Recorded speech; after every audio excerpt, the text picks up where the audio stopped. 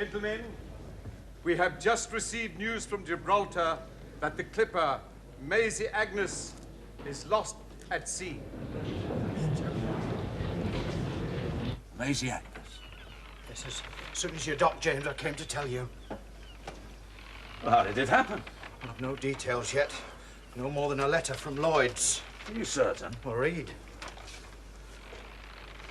You've told Callan? Me? Not I, no. No. And we have debts, James. Everywhere, debts. All the time, risks. Pushing for profits. Pledging our credit. It's bound to end badly. I've told you and told you again. It'll bring you near to disaster. Us, Robert. Bring us. Ah, yours. It's worse than you think. Worse? And better. Oh, for God's sake, James. I was offered a cargo of victuals for Gibraltar. We had no ship available, so I chartered Callan's Maisie Agnes. A bare boat charter, I suppose, a sum in advance of monthly payments. His terms. I accepted them. And others. There was a chance of a profit. Profit? Well, where's your profit now? To get the cash, I mortgaged this cargo. Aye, the cargo of the Charlotte Roads. Every penny of his profits from this last trip. I told him. I said they weren't his, not his own. He's not the only shareholder. And here we've been putting off creditors left and right. Apparently, he gave a note to Callan on it, there and there. Never thought to mention it. I said so. Not good enough. I told him. You told him? No? But he never tells you. You let that brother of yours do as he pleases, come and go as he likes without ever consulting you. Well, you're supposed to be a director too, but you might as well be a clerk for all they ever ask your leave. James has no responsibilities. He may jaunt as he pleases. You cannot. Callan? Yeah, the girl would do that. Not as I would do it. Go on, Callan. When you've done. I can listen while I pack your linen. What frightens Brother Robert even more than usual is Callan wants his shop.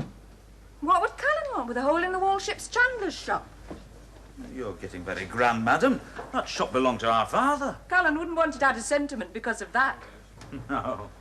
Well, he plans to build a new dock. The shop stands in the way of it. Callan sent to Brother Robert and Sarah, made them an offer for the shop. Which they refused, brusquely. Now he regrets not having been a bit more polite. Ever the hero, Robert. Elizabeth, in your condition, should you not be at home and lying down? Probably. Though this time, perhaps you've given him cause for trepidation. Perhaps. We owe a lot of money. Nonsense. Enough of this talk of poverty, James. You own a ship, free and clear. You've half shares in another. I know Braganza creams off half the profits, but you'll buy him out. When I've paid off some of my debts. These debts? We'll pay our debts. Callan's Maisie was insured. Oh, I insured her. Thus, the insurance will pay for its loss and the loss of its cargo, and you'll lose nothing but the profit you might have made.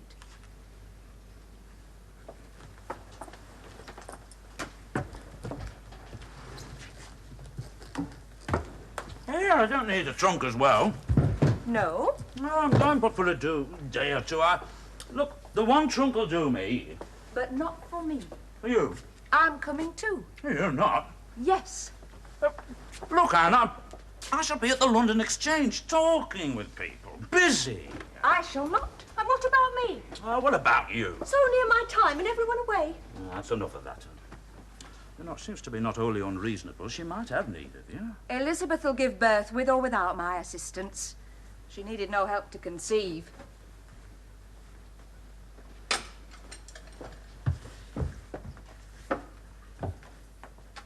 I never was in London. And it's time the Onedins looked south.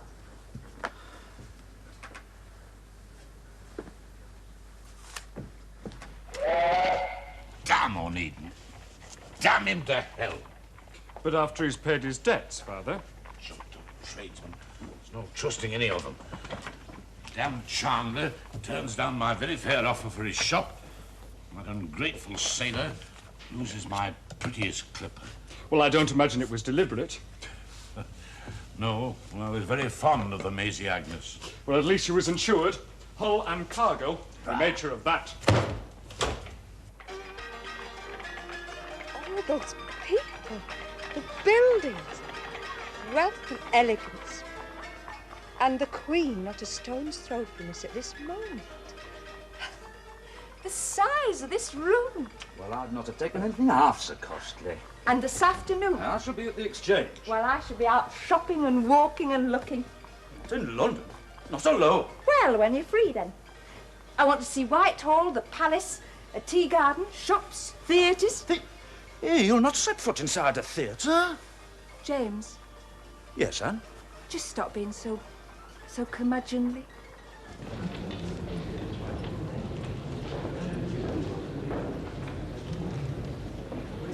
It was not a situation which I relish, I can assure you. Do I have the honour of addressing Mr. Henry Chubb? Yes, sir, I am Chubb, but you have the advantage of me. No, I think you have the advantage. I beg your pardon. It's Captain Onedin, sir, that chartered the ship. You're Onedin.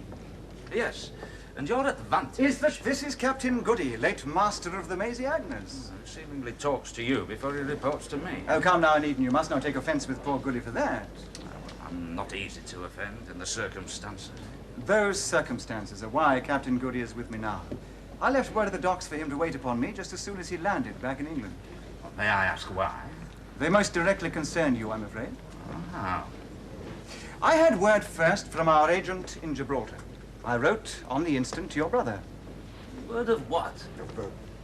What happened? Captain Goody had a cargo out, but was under your orders to trade and buy a cargo home. Oh, I know my orders, and so does Captain Goody here. I've got the manifest here, sir. Look, you see, I loaded 600 bales of cotton, tubs of leeches, Indian corn, oranges, dried nuts, silk, gum, opium, dates. You understand, sir, a mixed cargo. I picked up as and where I could. But, along with this, Goody carried half a score kegs of powder. Gunpowder. The powder blue, eh? Yes, sir. And hold us forward. We were lucky to escape with our lives. A Dutch frigate picked us up. Yes. Your book, though, Mr. Chubb. It's a question of insurance. And it was insured. We underwrote it, yes. Well, He says you weren't covered for the powder, sir. not covered. Of course I was covered. Paid the premiums myself under special arrangements with the owners. 2 policies. A general hull policy for the ship and a separate cargo policy. No. A separate cargo policy which gave the master specific freedom to carry whatever cargo he saw fit. No, not powder. There was no specific provision for powder. No provisions forbidding it, either. Oh, please believe me, Captain Onedin. I have discussed this endlessly with my partners, but they are adamant. We are deeply sorry, but gunpowder is amongst a special category of dangerous cargoes requiring special cover. You did not have such cover.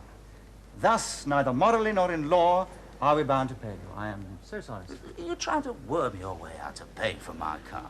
I understand your anger, of course, sir. Anger? You haven't heard the beginning of my anger yet. I'll take you through every court in the land. Can you afford that? Neither can we, therefore, afford to pay out on either policy, Captain. God's blood. You don't mean. You cannot mean that you hold me responsible for both the ship and my cargo. You are responsible, yes.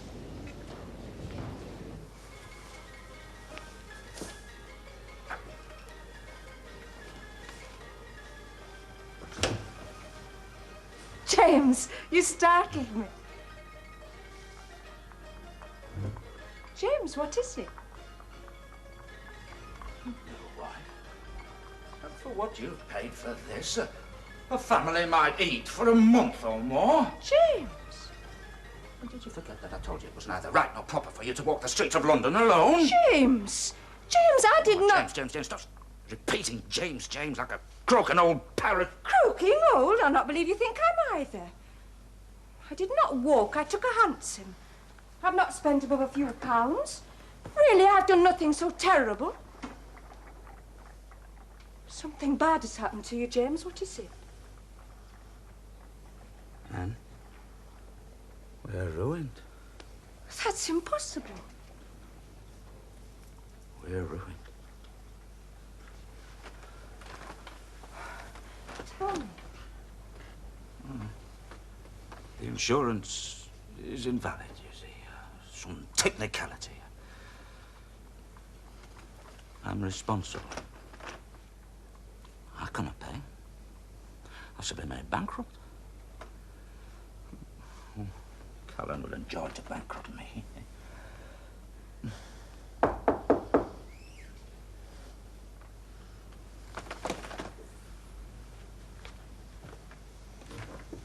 What do you want?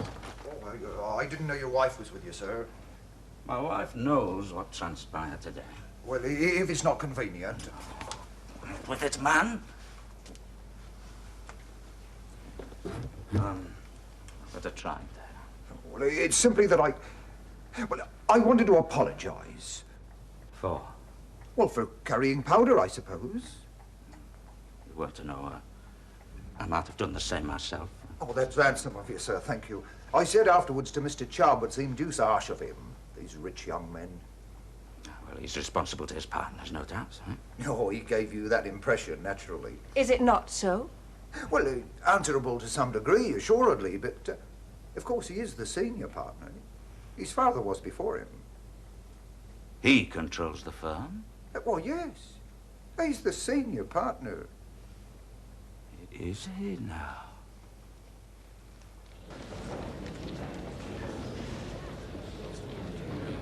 How very civil. Is Captain Onedin awaiting a reply?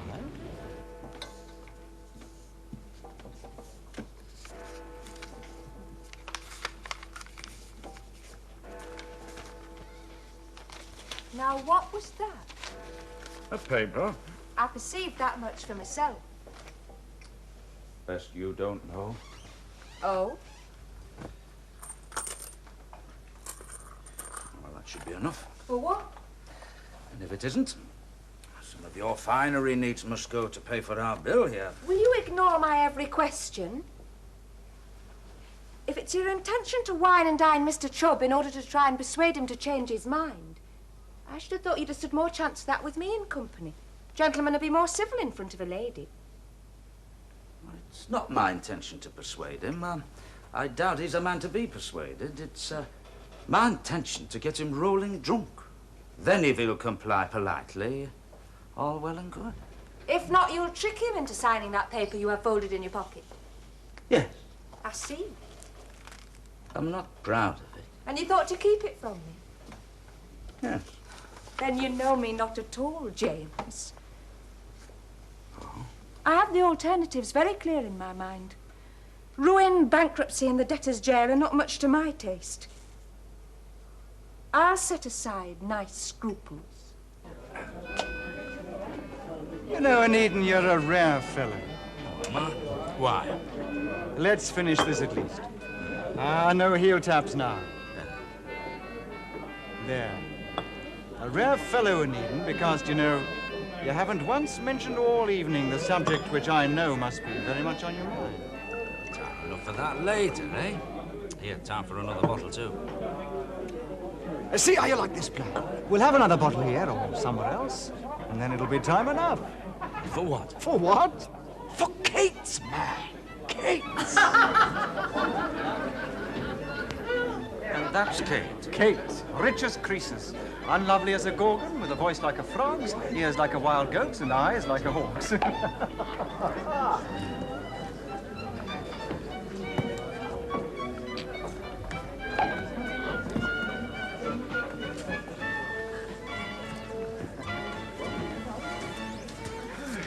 Don't let her catch you looking critically, James. She'll ask us to more.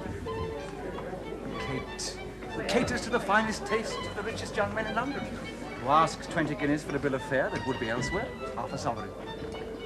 20 guineas? Yeah. And not one penny more for catering Kate, the board of them all. Unlovely, but much loved. Not she. Loved as you love a skilled musician or a master cook. or the captain who saves your life at sea? Young Mr. Chubb has been here several minutes and he's still unattached. Are you not well, Mr. Chubb? Never better, thank you, Ma'am. I hope your health is good. I'm as well as I can be, while I worry over you. We were talking of you. Of me? On those estates of yours, do you shoot crows when your woods are full of plump partridges? My favourite meat is venison. It's not at its best too young. You might present your friend to me. The devil, no. Yes, you're honoured.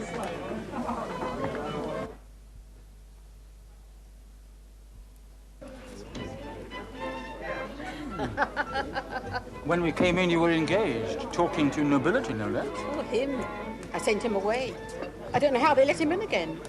He doesn't know enough to take his boots off. Oh, and marked your carpets, eh? Marked. So it's carpets for you tonight, eh, Mr. Chubb? Curtains, carpets, or couches, ma'am, 'tis all one to me. I await your expert guidance. But I'm no bailiff to carry away the furniture with me. I can't account for the furniture, but there's a baggage or two here would follow you. And you, Captain? Who, me? Kate will show you where to sling your hammock, James. But first things first, eh, Kate? Very well. Laura! Laura, my dear, come here. Laura, may I present Mr. Chubb? Mr. Chubb, Laura. We've had the pleasure, ma'am. I'm delighted to renew your acquaintance, Miss Laura. Kate tells me you're a fancier of fine furniture, Miss Laura. I should very much enjoy to see your bed. Captain Onedin, Kate, you'll see him well berthed. Not berthed, bedded, anyway. Well, Captain. Ma? Kate. Dear Henry teases me with his mom. Yes, well, Kate, then. But, But? Well, I'm afraid I cannot afford the sort of pleasures that you have to offer. Oh. You're not the look of a man with nothing on his mind but pleasure. I had you down as a prude, or a man preoccupied, or even as a man too far gone in drink. Now you tell me you can't afford my prices. Ah, well, that's so. There's no credit here. That's true. Oh, a dog that bites. Look, I'd just as soon sit down and wait. Though I'm sure your friend would pay your score. Well, I'd rather not be indebted to him. He's not my friend. I thought as much. What do you want with Henry Chubb? We have business together. What sort of business? None that's your affair. You're most suspicious, sir. Perhaps. Well, I begin to be suspicious too. I suspect you're all those things. A prude, short of money, and suspicious. Well, you must think of me what you will. I will. Though there never was a prudish sea captain. Do you own your ship? Presently, I do. Presently. Would you sit with me? Ah, if you wish. You intrigue me enough to break a rule. Would you drink some wine with me? No. You must let me buy you some. Too late for politeness now. Bring some brandy from my private stock. I shall drink champagne. Help me to rise, Captain, and let us see if we cannot come to some better understanding.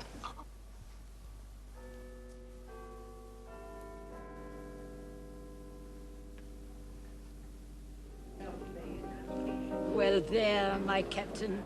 You've had a little too much to drink. Is that it? Yes. There we are. Now you just sit still and you'll feel better. Face as white as snow, but you look fine. Ah, our friend Henry Chubb. James, you don't look altogether well. I'm fine, thank you. Kate, you didn't... James, what did you have to drink? Chuck. We have to talk. You gave him some of your damn brandy, you old Harridan. A friend of mine. I'll have the police on you. You won't. The devil I will. James, can you stand? No, I'm fine, really. Thank you. One moment, Henry Chubb. I have something here you might like to read. Yes, it's yours. Chuck. It's... Yes, isn't it? It truly is. Is he drunk? We were not abstemious exactly, but he is rather ill than drunk. Ill? I am sorry this should happen. Yes. You will have to help me with him. Get him into bed. Should we fetch a doctor? No, no, no. He should be all right by the morning. What is it, then? Meanwhile, I'm deeply conscious of the impropriety, madam. Impropriety? Your husband, hors de combat, and you. Oh. But I'm a man of total discretion. I only hope the management... You are not quite sober yourself, sir, it seems. This is scarcely the occasion for frivolity. Help me.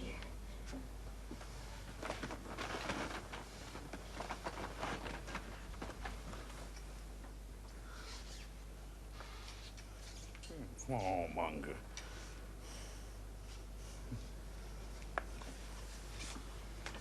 Thank you, Mr. Chubb, ma'am.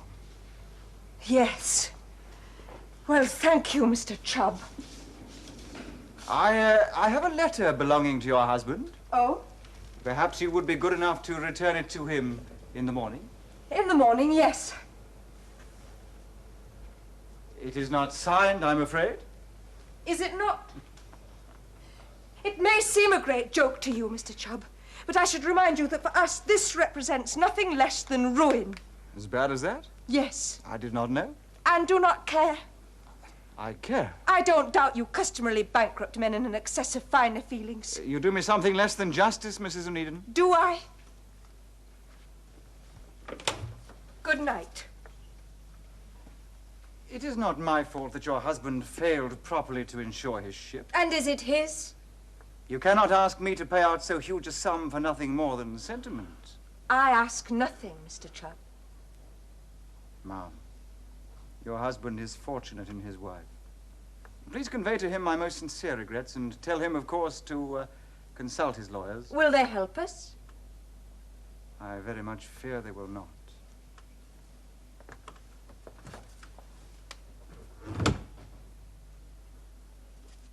You cannot bankrupt us. I can and will and be pleased to do it. Here.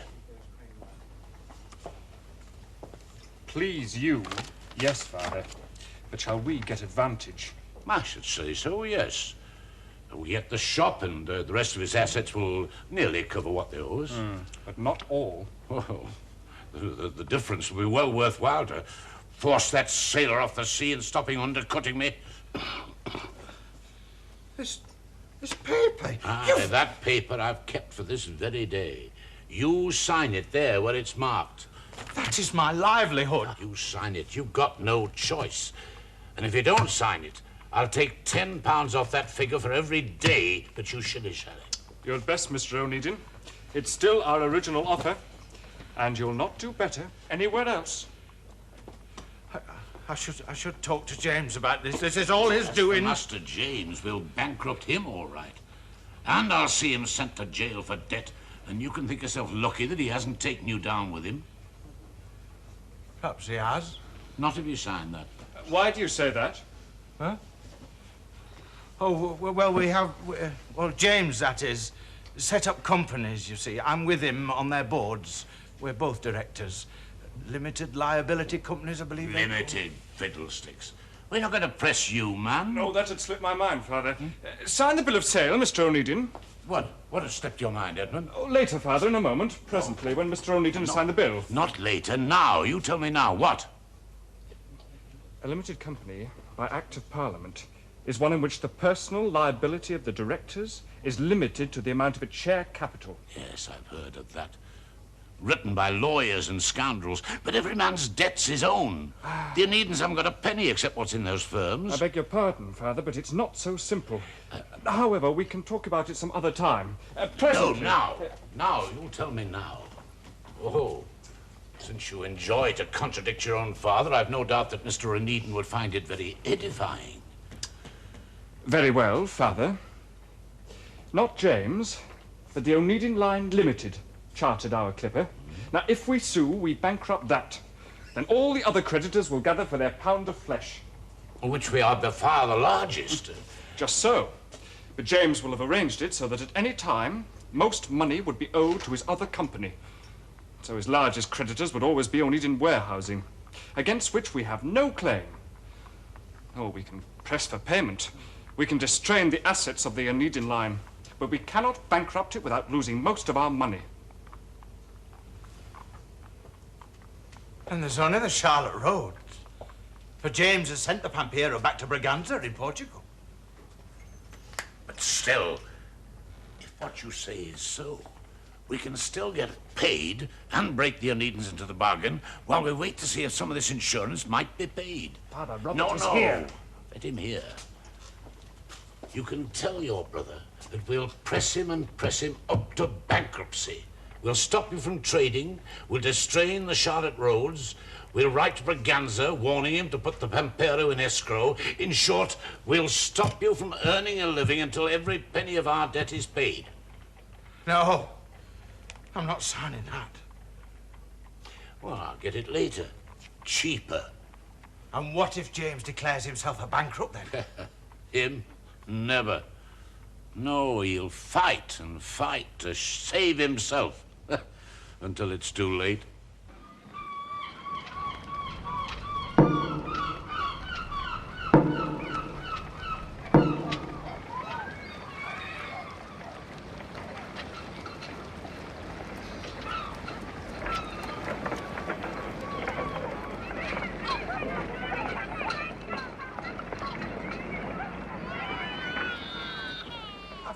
I've told them, but they won't listen.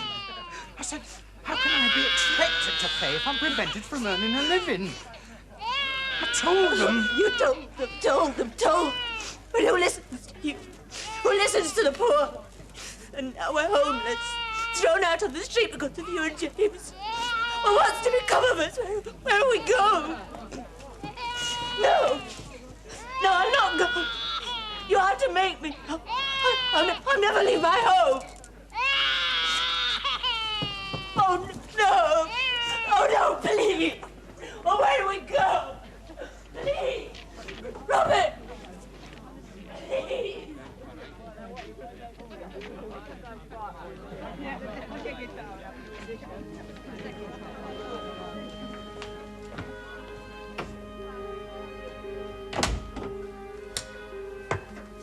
Huh? You're in here? I'm not comfortable in my house presently. But I forbade your brother and his wife my kitchen. They rail against you every time I show my face else. And we're all content to spend your profits. Ah, well, I had a dismal day scratching around for money. With no success. Just one more £100. I should not call £100 exactly dismal. Set against a debt of several thousands to Callan, it is. Just 2. That ship was worth but 2,000. And you've already raised nearly 500 from folk with faith in you. I ran out of friends with money several days ago. And Albert Fraser? Oh, hi, 150. I'd hoped for more, but what with the coming of the baby and... Well, there it is. And, this £100 from a moneylender. I've never signed my life away before. Do you know what it's for? To pay our debts. No, it's not to pay our debts. I cannot pay our debts and go on trading. Then what? It's for one last hope.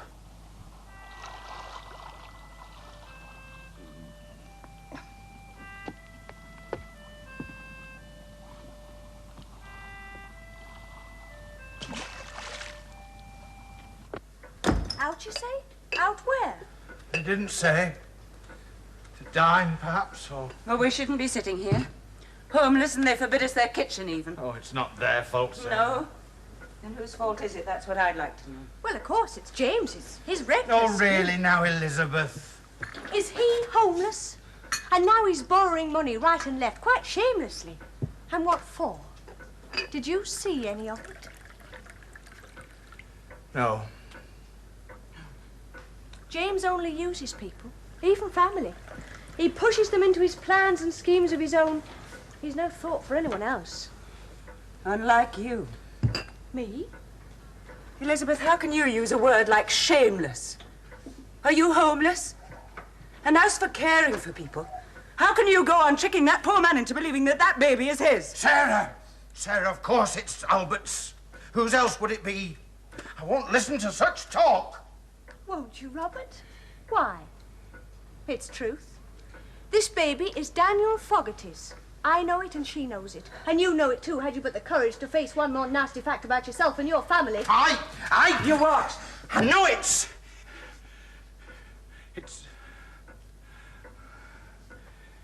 long past time decent folks were in their beds. And she's no right being away from home, not in her condition. And you putting silly ideas into her head. Well, I, for one, am going to my bed. At least. Sarah? No. Not yet. Sarah and I will sit up a while and wait for Anne and James. For what? To face them and ask them straight out what all this money is for.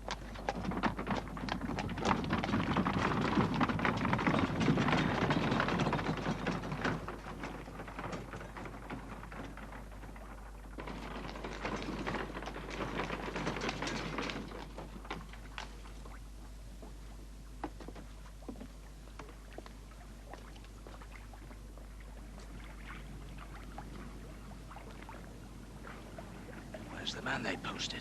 Sleeping, sir. All safe? Aye.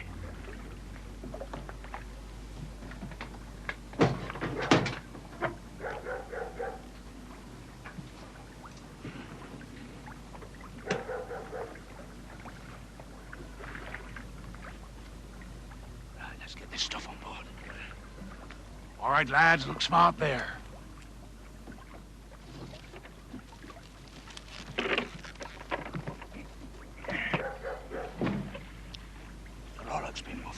All's ready. Oh, no, it isn't.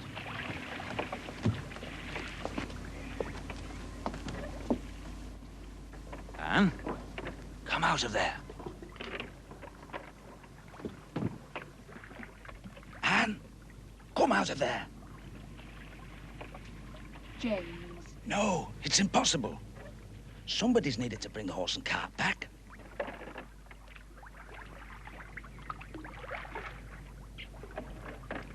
James, you will take care. There really is no other way. Yes and no. Well then. Goodbye, Anne.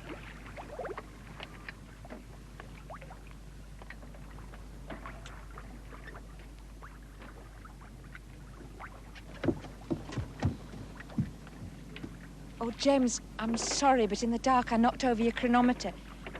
I think it's still working, though.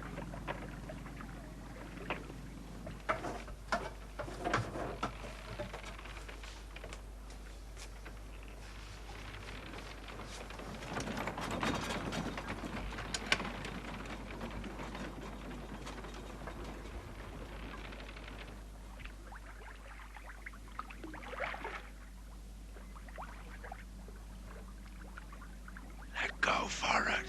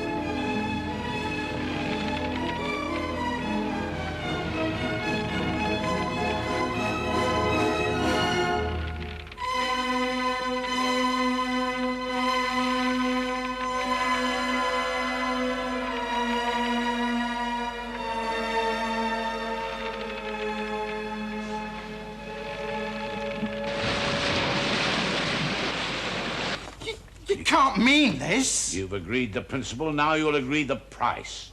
Not one penny more will I pay for that shop, and it's damn generous in the circumstances. I warned you. No. You've got no choice, man. Your brother left you in such a fix you could neither work nor earn. I need that shop to build my dock. I'd get it later by waiting. Not if the insurance pays up. Ah, fat chance of that. Anyway, that's mine. No, you sign that, and at least you can start again with a few pounds in your pocket. It's robbery. Robbery? You dare say that? You were the brother wanted by the police? Robbery, indeed? There's no proof it was James. Oh, don't be daft. I suppose the seagulls stole your boat, eh? But he'll answer for it. If you can find him. Oh, happen the seagulls took him away too, eh? And good riddance to him. Ah, enough of this nonsense. Yes. You sign this, or else you can sing for your baby's supper and maybe end up in jail yourself. Come on now. Sign.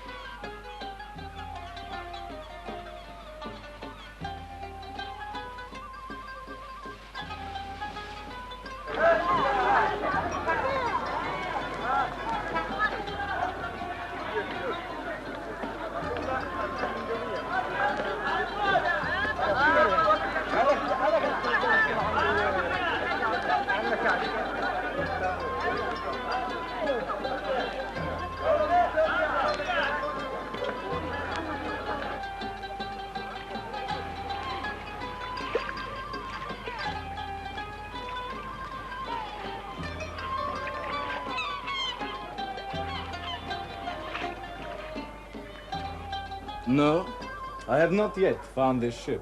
Well, you're not likely to now, are you?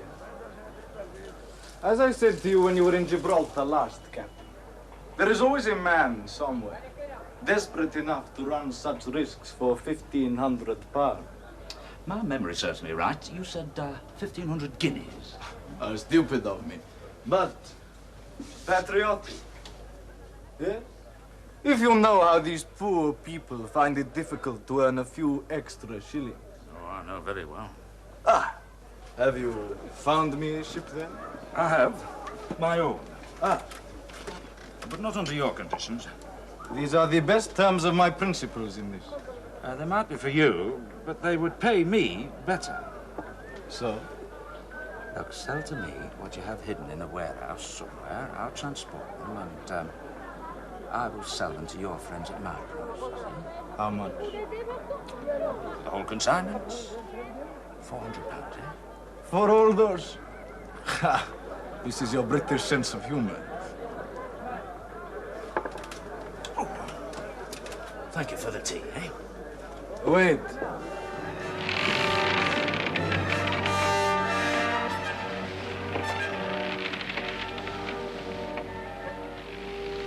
Just the sight of her may be of some aid to us yet.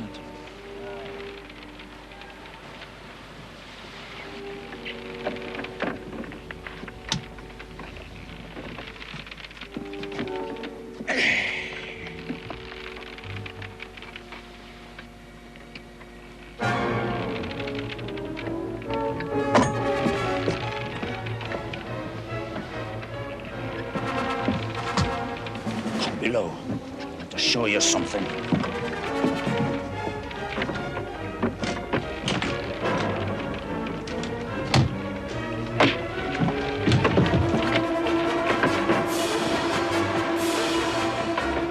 Powder. Gunpowder. A shipload of gunpowder, and you think to light your pipe? For whom, James? All those firearms. For whom? Does it matter? Does it not? For rebels. Against England? No. Will they succeed? How should I know? Your guess. My guess is we'll never hear of them again. But you will sell them guns. Yes. Look, Anne. Should I wait for Callan or any man to make my fate his business?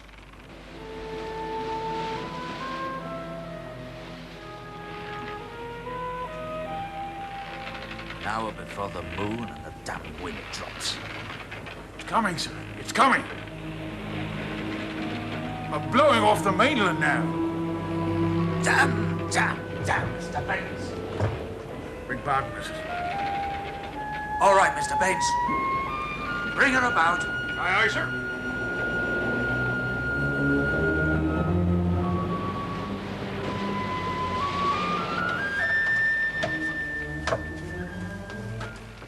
Not a sail all day? We've been seen all right. Mr. Bates! Sir? We've but 2 moonless hours tonight, so we must creep in with the dusk. Aye, sir. How will you know where to land? To show them a light. Well, is it safe without even a moon? Safe? Light or dark makes no difference. Nobody ever quite took a ship here before. It's uncharted.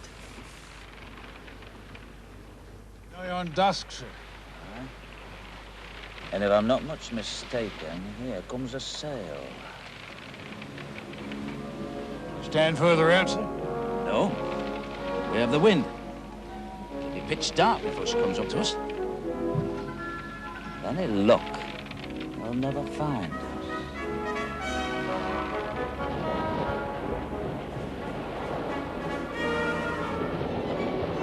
There's a light.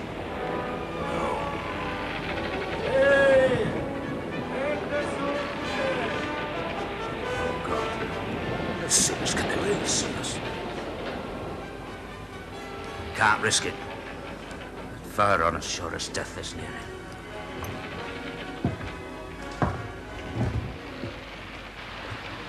Who are you? We're British and don't speak your damn tongue.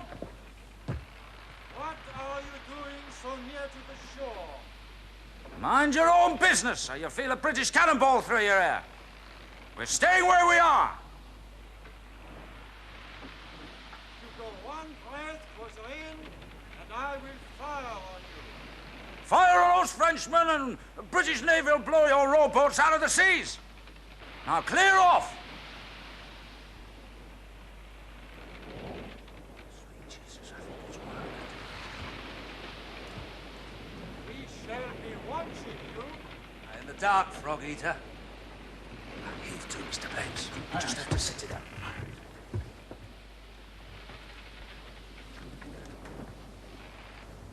Yeah. Not as stupid as he seems. Can't see us against the land. The light. Where? Ah, see it. Oh, let's pray to God he doesn't. Right, Mr. Baines, make sail. Aye, aye, sir.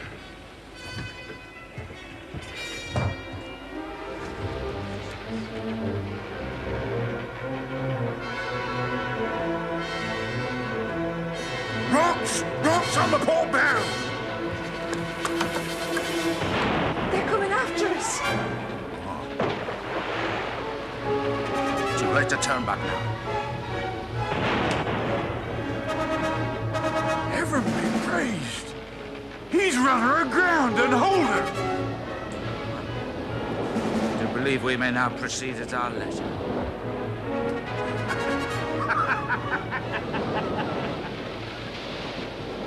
Shouldn't we? Help them? No. Where they are, they can walk ashore. And what then?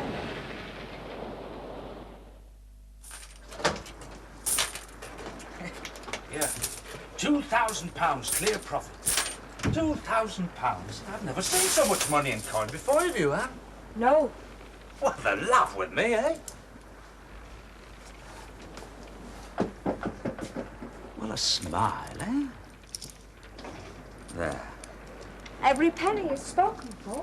Oh, well, I know. Or did you forget? No, no, no. You know what this means, don't you? This frees me to go back to England any time I please.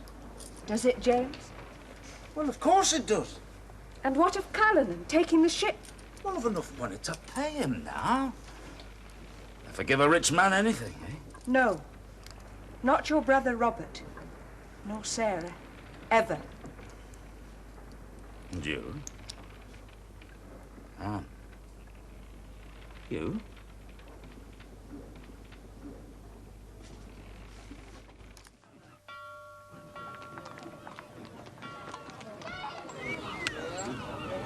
Look, we must have a talk before you sail.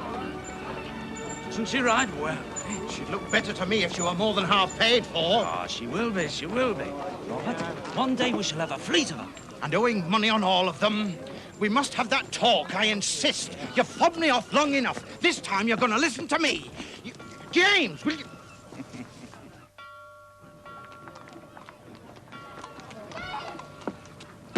James!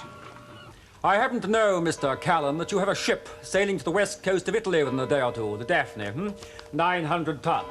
Tell me something I don't know, but tell me something else. Who are you and who is this important passenger? Now, secrecy is vital until he's at sea. Then the danger is over. Oh, all very well for you, but what about my ship? You will turn down 300 guineas, Callan. My ship's worth a lot more than that. You refuse to help, then? I didn't say I wouldn't help. I don't suppose you've got on your list a small ship which is sailing this very next tide, the Charlotte Road. Owned by the Onedin brothers. I have, thank you, but my superiors would prefer better conditions, a larger vessel. Yes, but on the other hand, who would suspect your important passenger to be on a small schooner? What's more, the Onedins need the money. Offer them £100 and they'll jump at it. I must have another shot, James. I'll be put off no longer. Putting Chandler in before my ship. Your ships? Look, you sold this up to Callan, not me. Well, only because you put me in the position where I had to. By rights, you should set me up again. Aye, what with? Your profits? You've had enough money pass through your fingers these last 3 months, and where's it gone to, eh? Eh? Chartering boats here, buying cargoes there. You've not a penny to show for it in your hand. Nor mine. What do you want me to do? Stuff the sovereigns in the mattress like father? Well, at least we would be solvent. Yeah, solvent and poor. I mean to have a fleet of ships. Look, James, Look, I don't mind living in that warehouse. We had to long enough. But you have a fine house now, and I have an infant son to think of. And now you'll be away for God knows how long. And we're still no nearer getting another shop. Let's see, 20 days out. Fair winds. Look, James, look, I'm not asking for anything grand. Just a small... Brother Robert, how much do you think a not very grand Chandler's shop costs? No more than, what, £200? £200 plus ingoings, stock. Well, I can't open shop without stock. That's another £150. You need £350. Well, it's a good investment, is it not? Oh, indeed it is. And where do we get the money?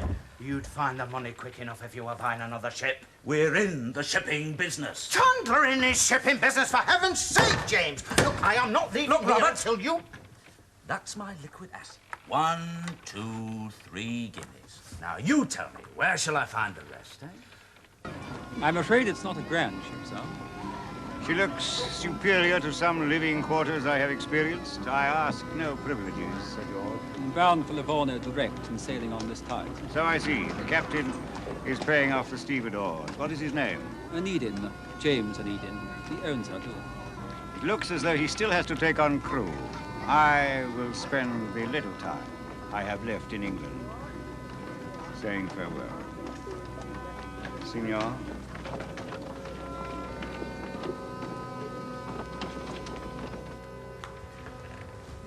The directors' meeting's over, Robert. My 85% says we cannot afford to buy you another shop. I don't know what I'm going to tell Sarah.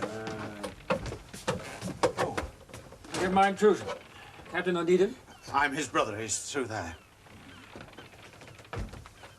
What's your business, sir? Be brief. Turn to sail. For Livorno, yes, I know. I can't take emergency cargo. I'm fully laden. Railway iron, cotton goods and woolens. Not particularly lucrative freight. Your bonus is the only profit you'll see out of it. How do you know my business? Yes, that's my cabin.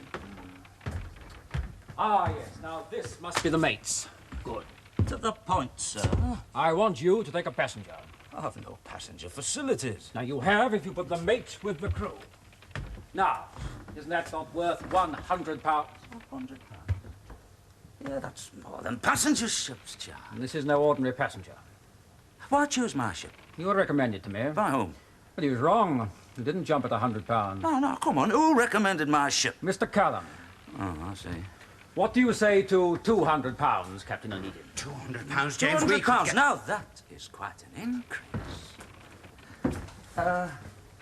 Mr. My name is immaterial. You accept, I take it. Let me see now. You offered this to Callan, who turned you down and pushed you onto me. Not pushed, sir. £200. There's a risk. There must be. Secrecy, sir. That is what we pay for. Perhaps a little risk. But Britain does rule the waves, you know. Now, Callan won't risk one ship of his whole fleet, yet you expect me to risk one of my only two. How do we know that it's legal? Do I look like a lawbreaker, sir? £400. My offer was a generous one. £400 in cash. 200 now. 200 on your return, after safe delivery and sworn secrecy. Agreed.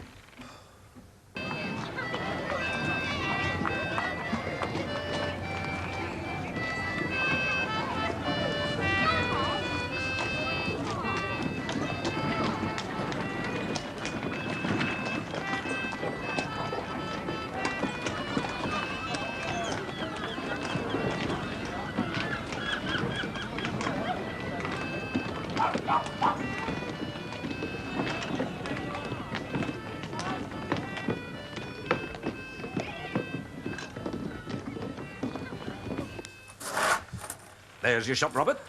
I will make sure of the other 200, because I shall need that for stock. James, Mr. Baines will not be sailing with you. He was taken ill after eating a meal at the hostel.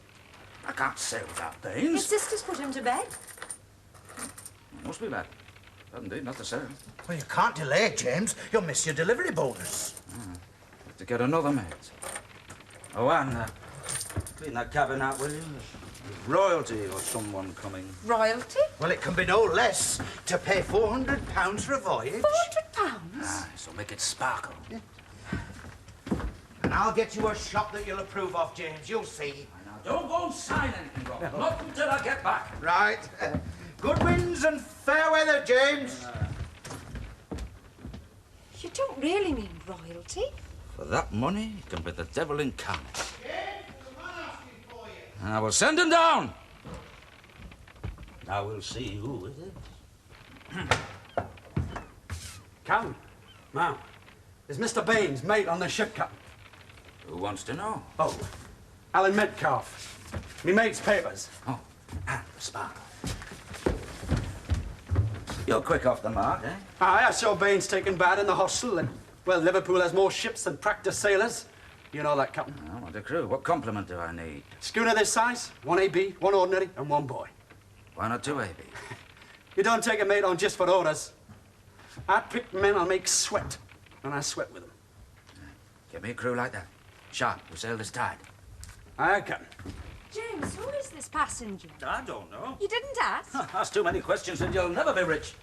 My compliments to Prime Minister Palmerston.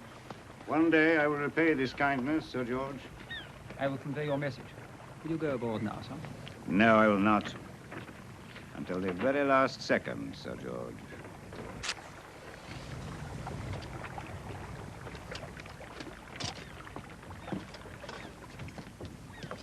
All ready for sail, Captain. Now, all these men are known to you. Aye, they've sailed with me before. Then I shall look to you for a smooth trip. How will be that, Captain?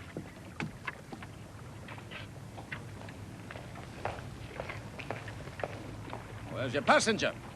I'm ready to cast off. Cast off, Captain. Cast off. Now, let go forward. Let go aft.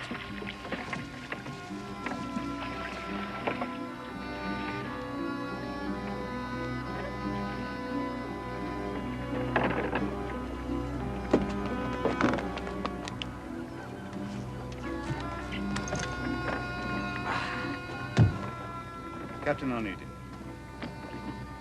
I am indebted to you. Welcome aboard, sir. My wife will receive your billet. Thank you. Don't let me disturb you.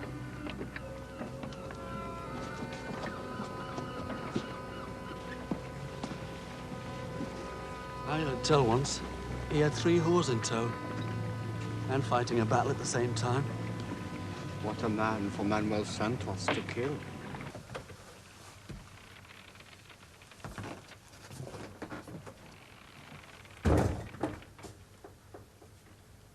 James, we're sailing without the passenger. Oh, I thought it was my husband, sir. It's my misfortune now that I am not. Your cabin, sir. Thank you. If there is anything you need. I will communicate any further needs to you. Thank you.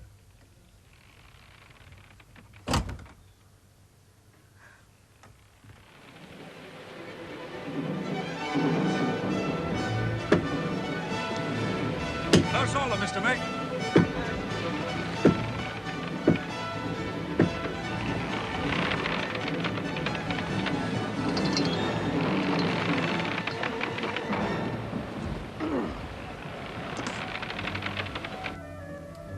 He's Italian by speech. He has presence. He has charm.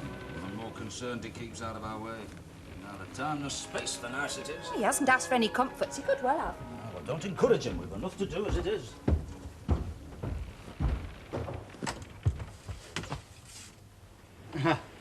Captain, permit me the private use of my cabin. I'm not. But you did not allow me the privilege to invite you in. I'll make a note of your request. I don't allow firearms on board ship. Ah, this is a present from English friends. Have you ever seen one before? New invention? The breech revolves each time you press the trigger. Try it. You find it necessary to carry a weapon?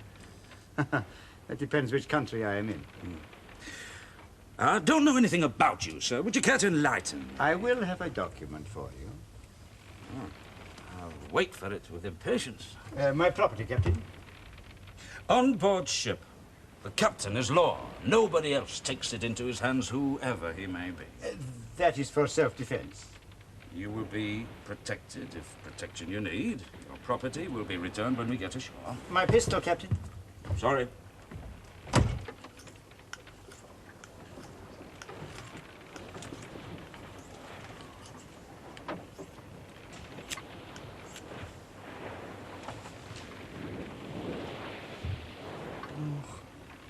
When do I do it?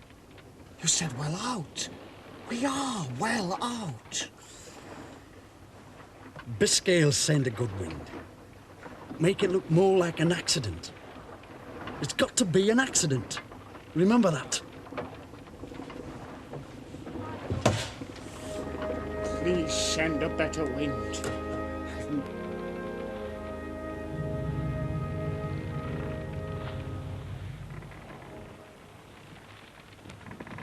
Not much wind. So keep her free. Keep her free, aye, aye, Captain. Quando spunta la luna marichiare, la che dice non amore.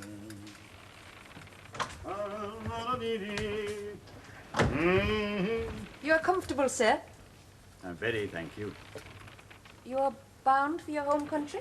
Home. Yes. My country. Ah, I do not enjoy good health in my limbs. I hope my country will use me before I break up. I don't understand. Your country is in one piece. Mine is shattered. Since Napoleon I, much of it has been occupied by France and Austria. You refer to Italy? Now, when you say Italy, do you mean the kingdom of Napoli, the kingdom of Piedmont, or where? Sir, I'm not sufficiently well versed. My home will be a united Italy. Italy for all the Italians. Speak as if you will make it so. I have been described as faithful to a cause, faithless to women. You've been married more than once? In church, once. In my heart. Many times, and knowing my heart, there will be many times more. You confess to a stranger that you are faithless. I said I have been so described. I wager not one of my mistresses would claim that I have been other than a good husband. My wife is dead. Sealed orders, Captain. Oh. Who from? It is wiser you should not know.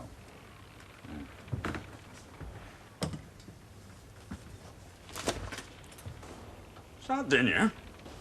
I agreed to take you to Livorno, where I am headed. Ah, but you pass hard by La Maddalena, a haven on the north coast of Sardinia. That is where I will land, Captain. James, Does he think he's chartered the ship? I think he does. He's used to having orders obeyed. He's told you who he is? No, but clearly he's no ordinary passenger. Aboard my ship he is. Enter.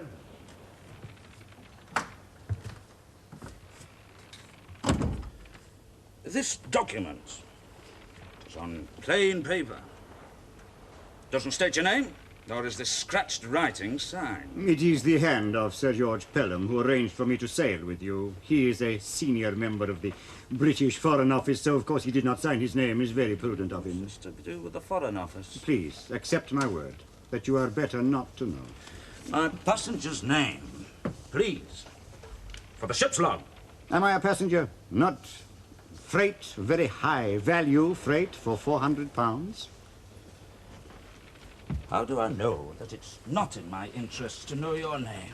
I have powerful enemies set against me, sir, who would prevent this voyage if they could. If you transport me wittingly, you may set them against you, too. I'm not concerned with your state amongst men. Not men, sir. Nations. Now, if I withhold my name, you are not involved. Please, let it remain so.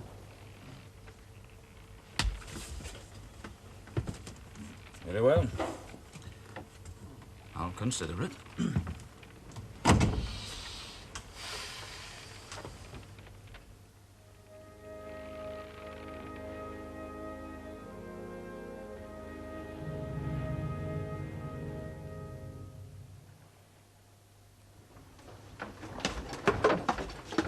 Looks like we'll never get a blasted wind.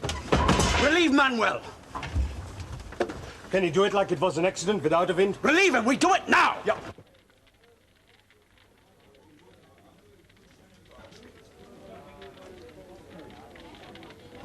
There. You didn't ask me in here just to inquire how the Charlotte Roads was faring. Oh, common courtesy, that's all. Well, I've no news yet. She should make Gibraltar very soon. If all is well, good. They tell me that you're inquiring about another shop. Are you going back into the childering business then? I have regretted selling my old shop to you ever since. Couldn't sell it back to you with all the will in the world. No, that's true. Because you lost no time in knocking it down. I had to have that because of my new dock. Oh, it was just an ordinary business transaction. Nothing personal. Would you care for a cigar?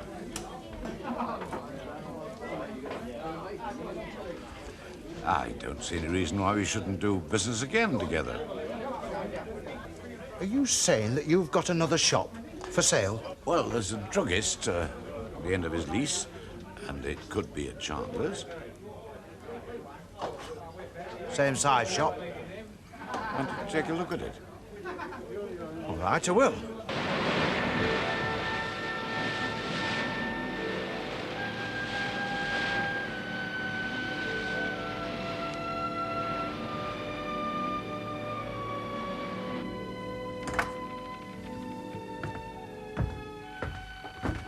Now make up your bunk, sir. It is already made, ma'am. I'm used to fending for myself. Perhaps a woman's touch might add to your comfort whilst you're taking a turn on deck. I love God's air. Look in your glass. See how clear it keeps your pretty eyes. It is not for you to pass compliments, sir. No English woman has forbidden me the privilege until I'm not now. forbidding you, only Oh, you are not used to compliments. It is not the English custom for husbands to compliment their wives. My husband's a very busy man, sir. I'll see to your cabin.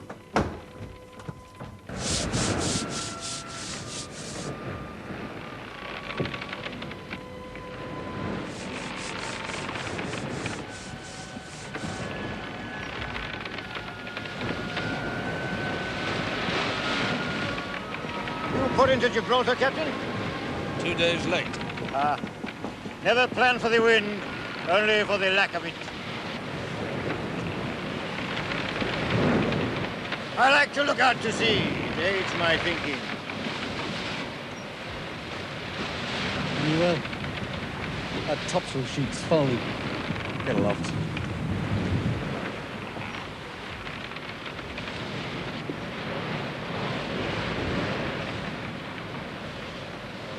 Boy! Why did you run when you saw me? I didn't, sir. What's your name, boy? Jackie, sir. Don't stop the crew working, sir. My apologies, Captain.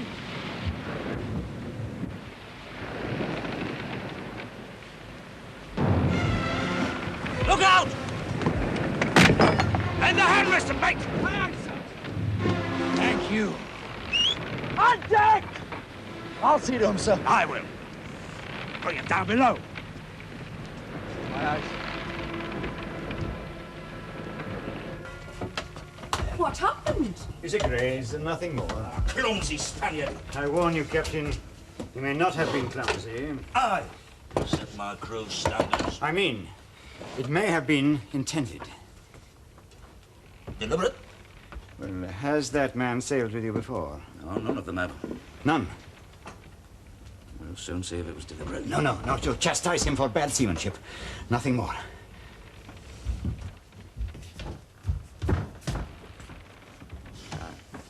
What have you got to say? It broke, sir. The block. I let it go on the lines. How did it drop, you idiot? The rope was gone bad. Frayed, he means. I know what it means. You trying to tell me that the lines of my ship are rotten? It's frayed right enough, sir. That's not rotten. That's chaffed. That's bad seamanship, Mr. Mate. I thought you crewed good men. Right. I want every line on this ship overhauled. All men. Sharp about it. Aye, sir. Your Mr. Mate is first sailing too. Mr. Baines, my regular mate, he went sick. They went down with stomach pains Oh, when? just before we sailed. Ah, I see. You're not saying Baines was deliberately poisoned? Many ships have first sailing crews. Sailors are not so well paid that they can wait for a ship to turn round. They must take the first ship they can get. But your first sailing mate may have picked them for a purpose. To kill you? I may need to defend myself. My pistol, if you please. First, I must know who you are. In exchange. There is nothing to fear. You believe they tried to kill you, and yet you show no fear? It has happened before. I know what I am destined to do. Your name, sir? Giuseppe Garibaldi. Found returning home to my tiny island of Caprera. Now, we must act on the assumption that your crew is a gang of hired assassins. Your assumption, sir? There will be another mishap, you will see. My accidental death would not cause a political turmoil, as would my assassination. Well, I have a pistol, locked away for safety. Safer if you carry it. Loaded.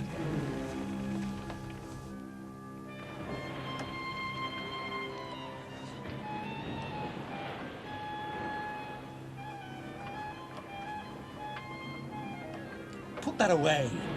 You said use the knife and over the side. It is still an accident when no one is looking. But not yet. We're running for Gibraltar. It'll be dark when we tie up. Why not now? Because he could be lucky again. Against my knife, no one is lucky. I said could be. If he is, we save our necks. Cross the frontier into your country. So put it away. I can wait.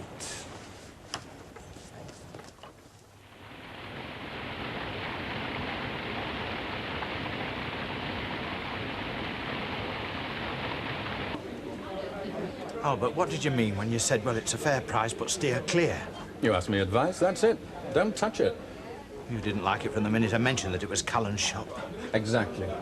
Why didn't he put it up for auction for the best possible price? Well, that would be Cullen's way, yes. Supposing James doesn't get this other £200 from this secret transaction that you won't talk about, and that you're committed to purchasing this shop from Callan.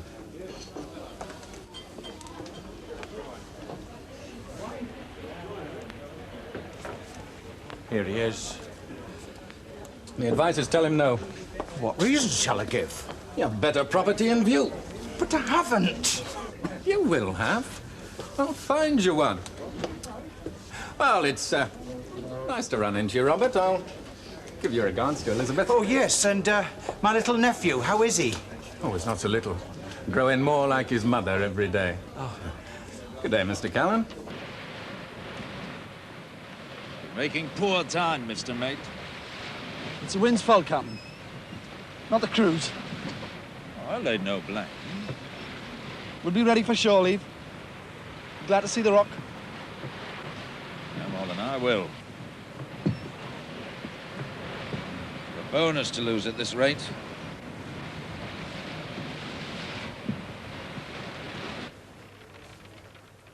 General, why is your journey secret? Ah, so that my enemies do not know I am so close to my homeland. Poised for when the call comes. But why is my country helping you? Are we not supposed to be neutral? I knew that you and I had thoughts in common. We do not think like the politicians do. Now, France and Austria, they may go to war over division of their spoils. If they do, there will be a full-scale European war into which your country will be drawn. Now, your Prime Minister, Palmerston, he thinks the only way to prevent a bloodbath is for both invaders to be driven from my country. Which you hope to do.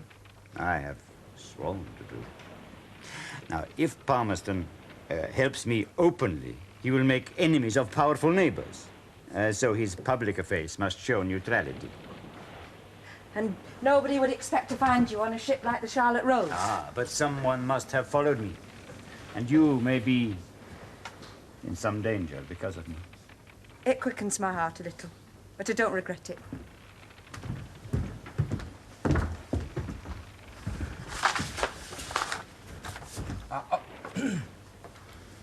It's my only concession to your suspicions. Expect the best. Prepare for the worst. That is all I am saying. We'll never make time for delivery. Bonus, Anne, how well did you provision us? I allowed for emergencies. I tapped for 12 days, just in case. For 6 people. For 7, better make it 10. We'll still make it. Just. Do we not provision at Gibraltar? No, we're not putting in. There's no cargo for Jib. I'm going to ration it. Captain, sir! Yes, Mr. Mate? Gibraltar, on the port bow! Hold course. We're running on. You're not putting in then, Captain? You heard what I said, Mr. Mate. Aye.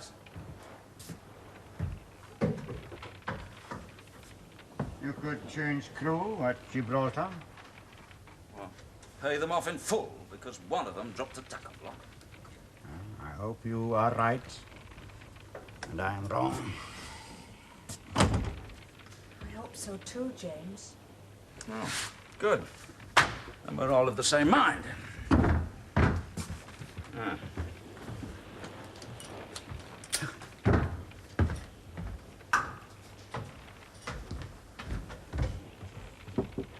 Enter. Generally? Oh, please, enter. Only to say that my husband does not realize he's inflicting hardship. We're used to it. Oh, I have lived hard all my life, ma'am. Until quite recently with the rebels in the South American Pampas. Don't rush me to my dotage, please. Oh, no, General. It hadn't occurred to me that years separated us, only...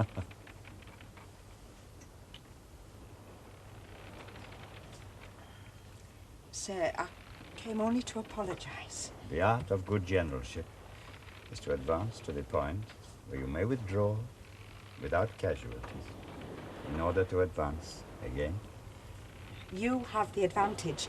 I have no schooling in tactics. In spite of his reputation, Giuseppe Garibaldi has never taken advantage of a woman. Unless she wished him to.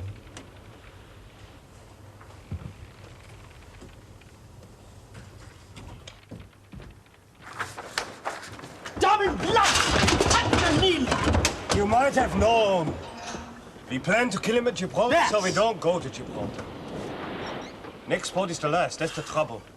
To do it proper, we have to take over the ship. He wants the captain's wife. You shut What's up! it? Storekeeper for provisions and water check. Aye, Cap.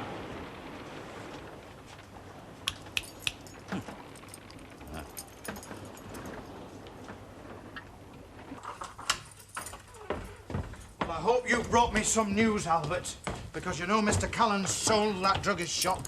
He wasn't as concerned to help as he said, was he? No, he was not. How can Sarah live in this place? It's not even a decent warehouse. I'm so sorry. You've just missed her, Elizabeth. Sarah's gone out shopping for victuals. Well, as soon as we get out of this place, we'll have a lovely shop. Well, Albert, you have got some news for me. I have, Robert. You know, Melly, the chandler in Dockside. Melly's? Well, he won't sell. He has to. The palsy getting worse. I suggest you move in very smart, offer a down payment or you'll miss it. Well, it's a thriving chandlery, I admit. What's he asking for it, do you know? 250. That's £50 more than Callan's price. Yes, but for a better shop, though, isn't it, Albert? Plus the ingoing. And it's very well stocked. What's he asking for that, do you know? Another 200. Oh, no, I'm sorry, Albert, but it's just not possible. You see, not till James gets back. Can't you do anything without James's say-so? Without money, no. And to hang with James's say-so. If it would help, I'll buy your Onedin line shares. Yes, then you can go back to being just a chandler and you won't have to refer anything to James. You'd like that, wouldn't you, Robert? In a way, yes. No. No, I wouldn't want to sell my shares. Well, the offer's there if you should change your mind. What is this transaction of James's? Sounds intriguing. Robert's sworn to secrecy.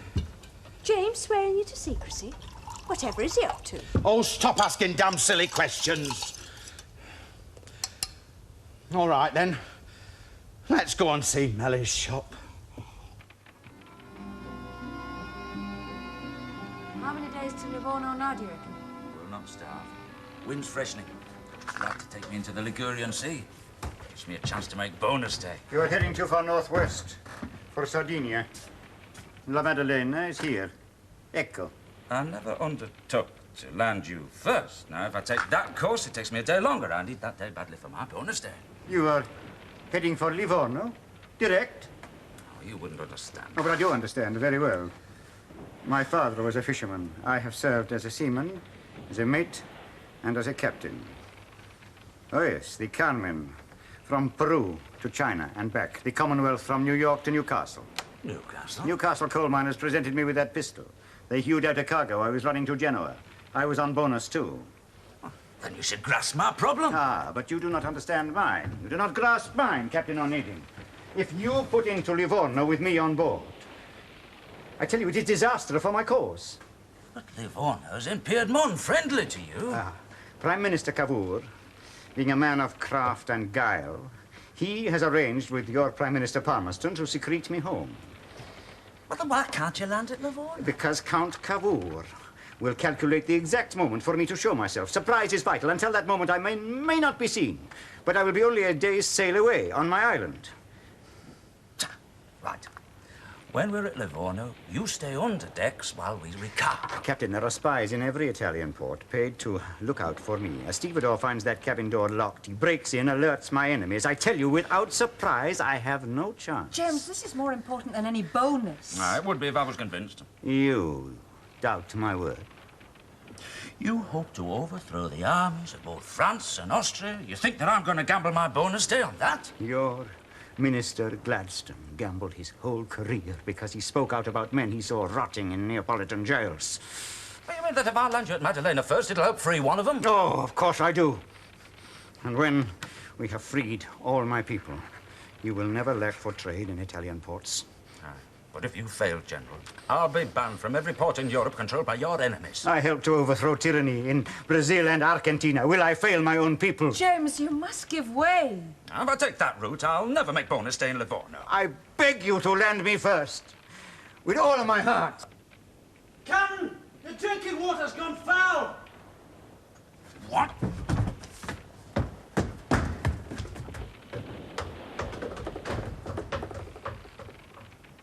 can't last out without water.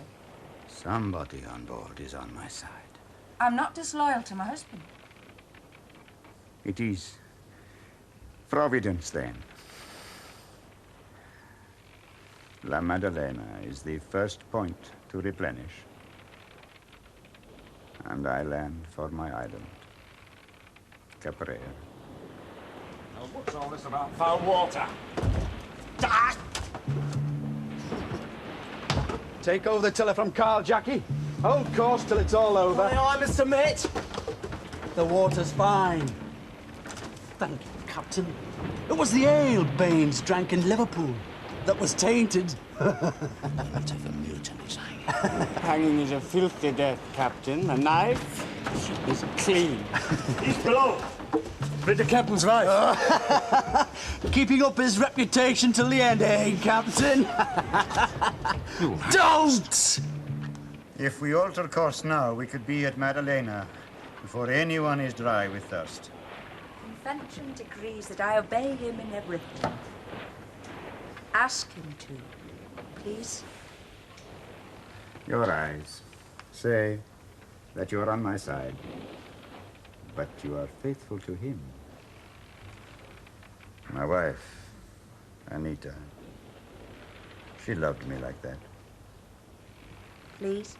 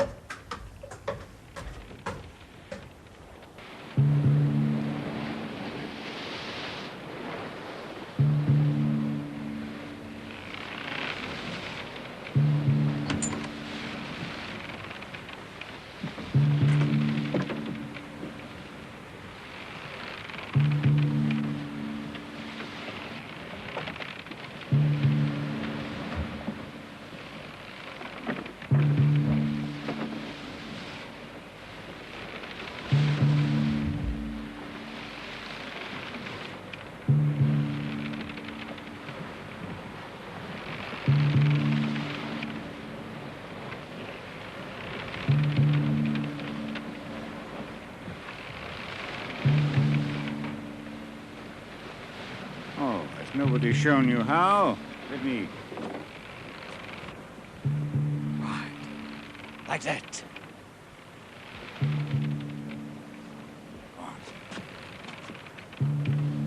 Now, where is your captain? No, sir. On a ship like this, sailors' eyes see and remember. Where is he?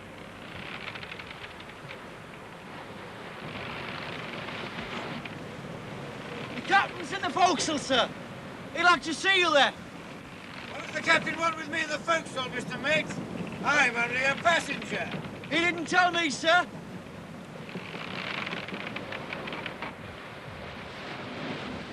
Go below for your own safety. Watch him, man.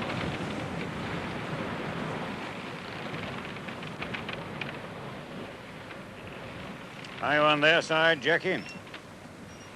Well, I'm on the side that wins, sir. Have to be. All the crew on Mr. Mate's side? Yes, sir. What are your orders? Oh, of course, sir. My side will win, Jackie. We have the captain, sir. You wait and see who wins, and then decide which side you are on. Unless you want to hang with them. I don't want to hang, sir. Then wait.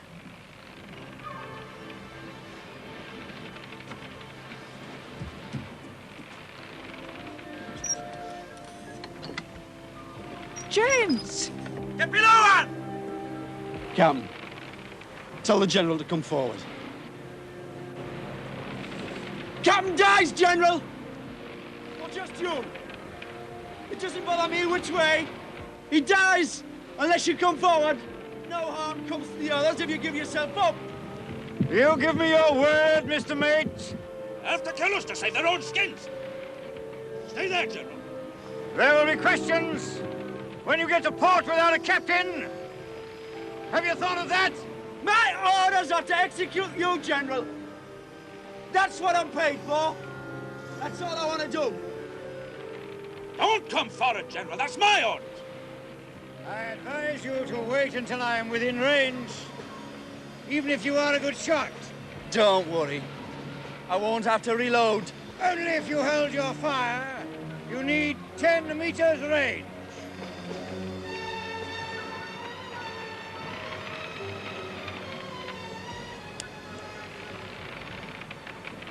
No.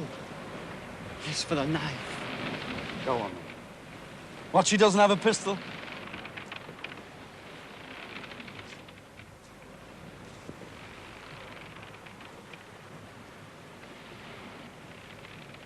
General Giuseppe Garibaldi, you are a brave man. You wish to die brave, huh? When I have to. He's armed! Throw it down, General. Or the captain's dead. No! I prefer to discharge it, to die like a soldier, my spent pistol still in my hand. Fire it near them. Quick about it.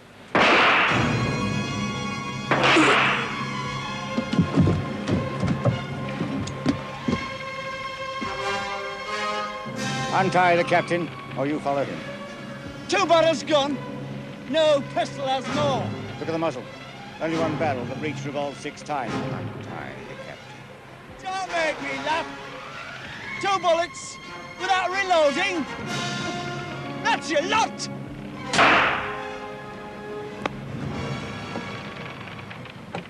Untie the captain. A useful present, General. Thank you.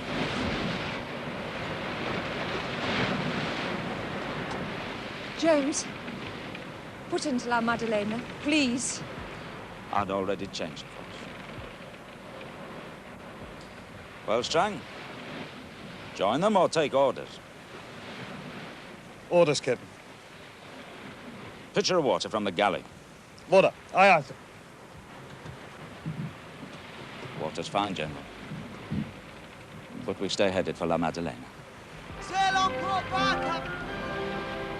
Heading for us fast. We've been lying off Livorno for some days, Captain, awaiting orders. The Admiralty telegraph says, escort you to that port, sir, that was all. Your orders come from high authority, Admiral. Often do, you know. I understand that Prime Minister Cavour himself will receive you. He's decided the time has come, then. Before we reached your island. I am most grateful to you, Admiral.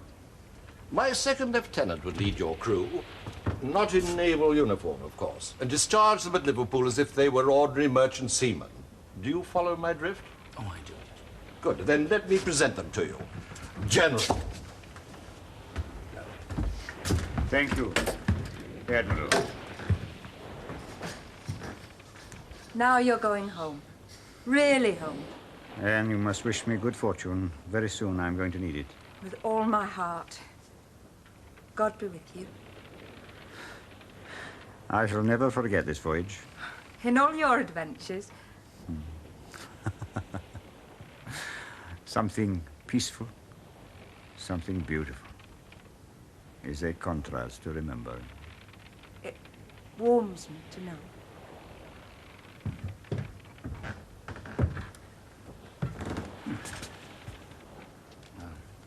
I'm alive. I owe to you, General. It is mutual.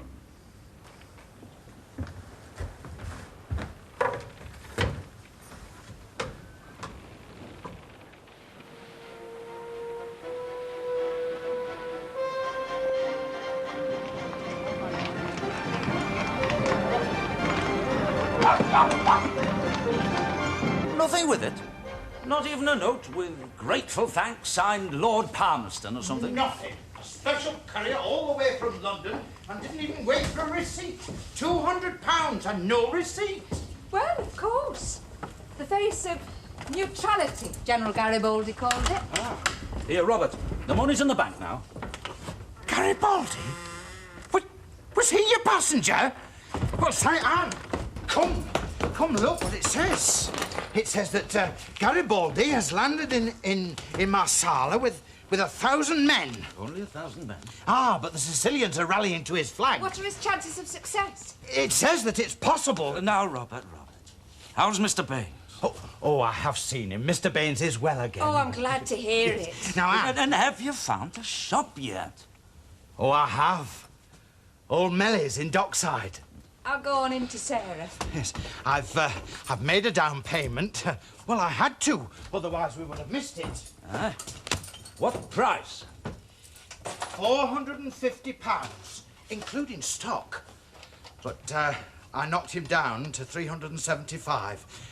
And this time I shall run the shop, James, not you. Oh, indeed you will. For our new company.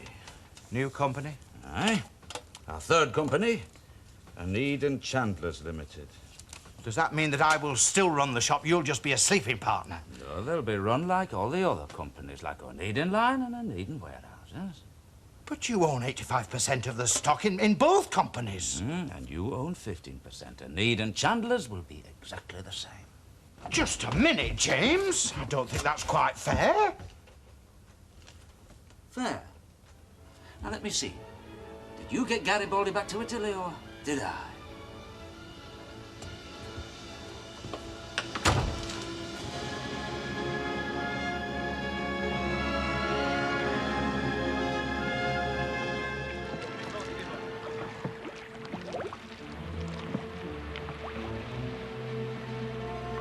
They put in for fresh drinking water. But I tell you, Monsieur Onedin, as harbour master of Brest, I will not permit a ship in mutiny on my mooring. Now not tolerate a mutiny on a ship of my charter. I tried to talk to the captain, but the mate, Monsieur... Mr. Carby. That's right, he would not allow the captain on the deck. That is why I sent for you, Monsieur Onedin. The best I could do was to prevent them sailing before you arrived. Well, I shall go aboard her. I shall talk to Captain Kirkwood. Is it wise? There are other ways to arrest the crew. There's not another way of saving my cargo of pineapples. I shall sail it to England myself. With that crew? In mutiny?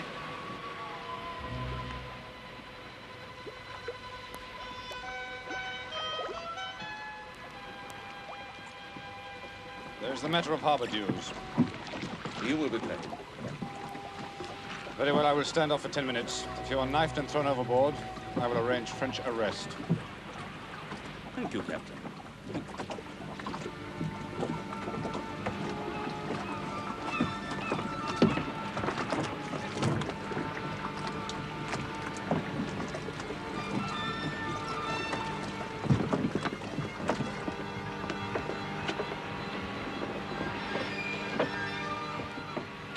Keep your hands off me, Mr. Carby.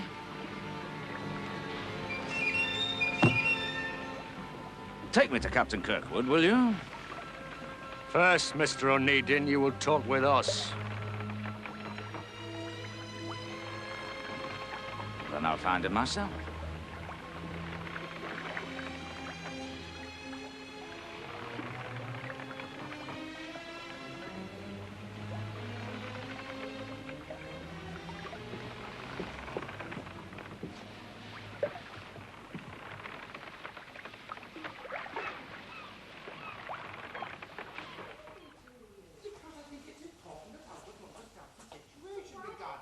How are you managing? I cannot understand why you're so disturbed, Robert.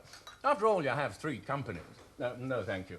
Onedin Line and Company Limited, Onedin Warehouses, and Onedin Chandlers. Well, that's all very fine and grand on paper, but here we are without a penny in our pocket, and bill waving creditors round every corner you turn. You're being unfair, Robert. If it were not for your brother James, you'd not have a chandler's shop. And if it were not for brother James, Robert would not have lost the shop father left him in the first place. Exactly. Here we are, up to our necks in debt, and James conveniently slips away to France. Did you mention to James that I might be interested in buying some Onedin Line shares? Albert, may I suggest... No, my love, please. No interference in my business affairs. No, I'm sorry, but you'd be better off investing your money elsewhere, Albert. You're quite unreasonable. James has a very shrewd and sound business sense. Then why doesn't he concentrate then on securing a cargo for our own 2 ships, eh? But oh no, brother James has to go chartering ships to catch fancy trade like pineapples from the West Indies. Right, always biting off more than he can chew. I fear James forgets that people run ships. Winds and tides are not the only enemies with which he has to contend.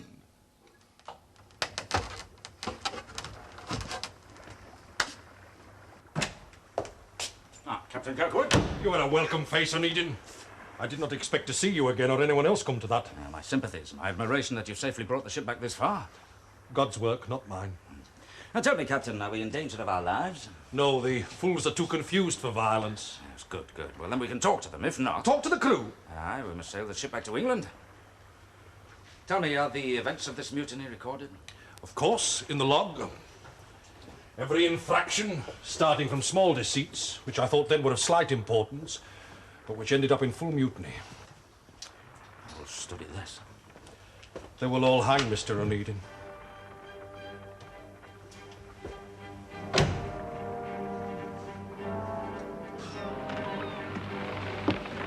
You will speak with us now, sir.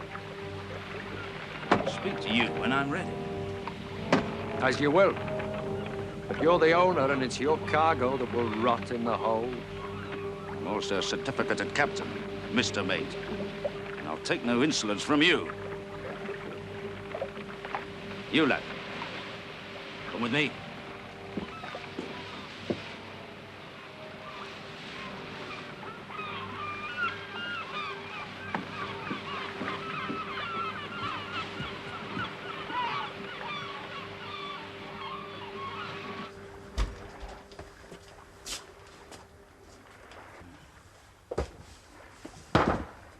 Your name, lad? Arthur Luke, sir. You aware of the punishment? The crime of mutiny? Mr. Carby, the mate, explained, sir. But we're not in mutiny. We have relieved the captain of his duties. Well, Mr. Carby will rot in jail and you along with him. I've done naught again my conscience, which is free of any blame. Oh, don't contradict me, boy. I want your story. Every event on this ship leading up to the mutiny. There seems little point, sir. Meaning? Well, you won't just listen. Well, I shall listen. But woe betide you if you lie or exaggerate. You appear guilty to me, boy, but you might be in some vein innocent, corrupted by Mr. Carby. Mr. Carby is a fine gentleman, sir. It was the captain. He went mad. Who told you that the captain was mad? Mr. Carby? No, I saw it with my own eyes. Oh, what did you see with your own eyes? Well, it started when we were 4 days' sail out of Lisbon. The captain lined us up, crew, just before dinner. He says, you men are lazy. You're all fat and lazy, and so you must have been stealing victuals. And then he ordered the cook to throw the dinner over the side. But the cook did that. Then Mr. Carby got mad and argued with the captain. And then the captain got mad. 4 days out of Lisbon. Aye, sir. Now then, when the captain and Mr. Carby argued, what happened? Well, the captain said something really wild. He said, you argue with me, Mr. Carby, and I'll see you're hanged for it. Well, we suspected then he was mad, but now we know it. The log 4 days north of Lisbon has a position. No mention of what you have said. Next day, Captain called me to his cabin. And he says, Luke, boy, you are damned. And he tells me to sing a hymn, Nearer My God to Thee. And I sing most of it. And he stops me. And his face is all anger. And he says, boy, you sing blasphemously. And he begins to beat me with his walking stick. Mr. Carby hears my cries and comes in and sends me away. No mention of this either. Well, it happened, sir. Very serious allegation. You know, show me the bruises of these beatings. Oh, that was 9 days ago, sir. The bruises were on my back for 6 days, then they went. Are you saying that Captain Kirkwood has deliberately written a false lie? The Kirkwood does lie, sir. Like when he said we stole the rum. Why should the captain lie? Well, why should we lie, sir? Now, listen, boy. This is a fruit schooner. 45 tons of perishable pineapple aboard. Now, I hired Captain Kirkwood because he's a man that can bring a ship from Grenada to Port of London in 30 days. Driving ship and crew, full sail, even in a gale. Yeah, so that your ship can be in the port of London with the first pineapple and have your fortune made. Now, sometimes on these occasions when the crew and the ship are tested against the elements, mischief makes itself known. It is not this case, sir. Things the captain says are misreported one to the other. Maybe cuffs you. Suddenly this becomes a beating until even you are convinced that you were beaten. He beat me with his stick, sir. You say Captain Kirkwood stole the rum, eh? Captain Kirkwood is a religious man. He does not drink. No, he poured the stuff away. It smelt down in the scuppers. Mr. Carby will tell you, sir. Well, I fear for you in the courts, lad. We're not going to the court, sir. We're not going back to England, sir. Oh, you're going back. Now, take yourself into a quiet corner. Think a little while. Take your time.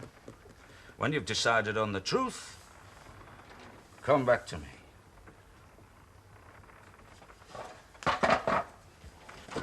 Now, tell Carby that I want to see him.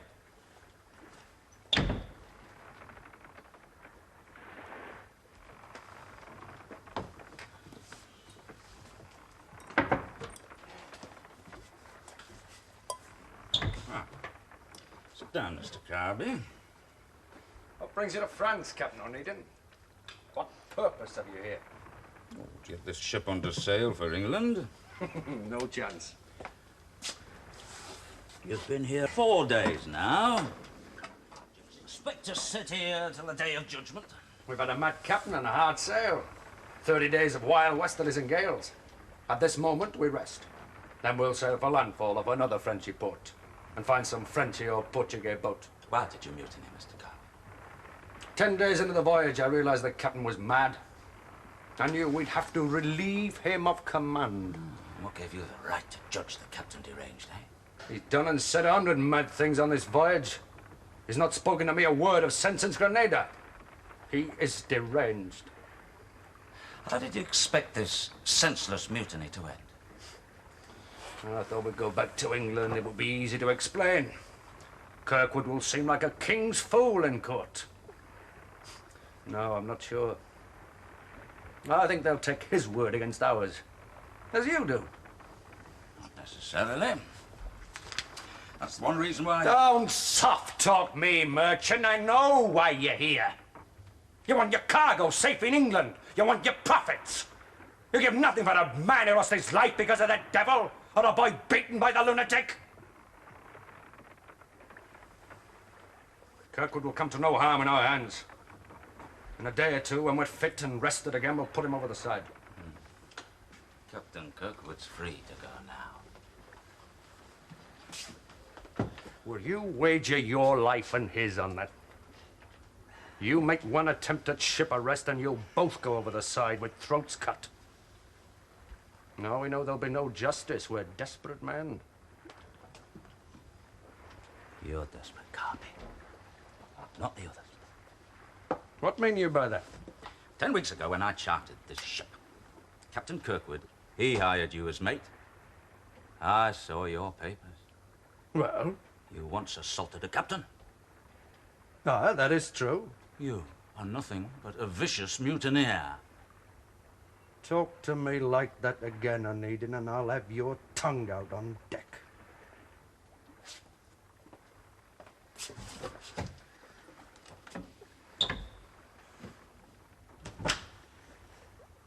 Send for me, Captain. Come in, Luke. Sit down, boy. I have some questions for you.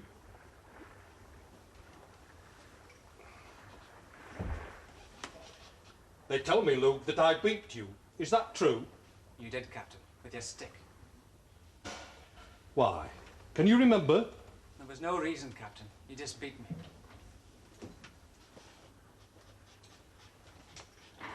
I do not think that I believe you. What age have you? 17, Captain. 17 years, and you are going to hang. I think not, sir. We must all make that journey, the passage home. It's the journey back that matters. I do not understand, sir. 200 score years ago, the great navigators, Da Gama, Magellan, the Portuguese and Spaniola, the men who charted the coastlines, they sought out the hidden corners of the world. Do you know why they made that journey, boy? I'll tell you.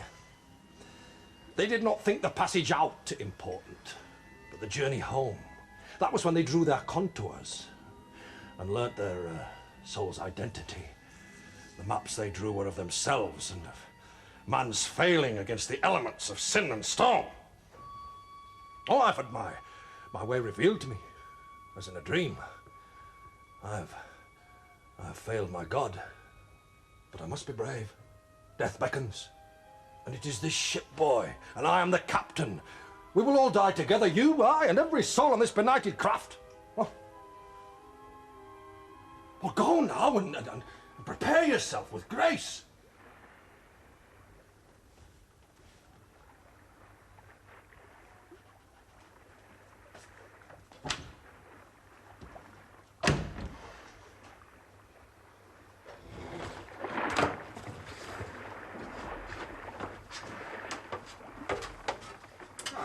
Your name?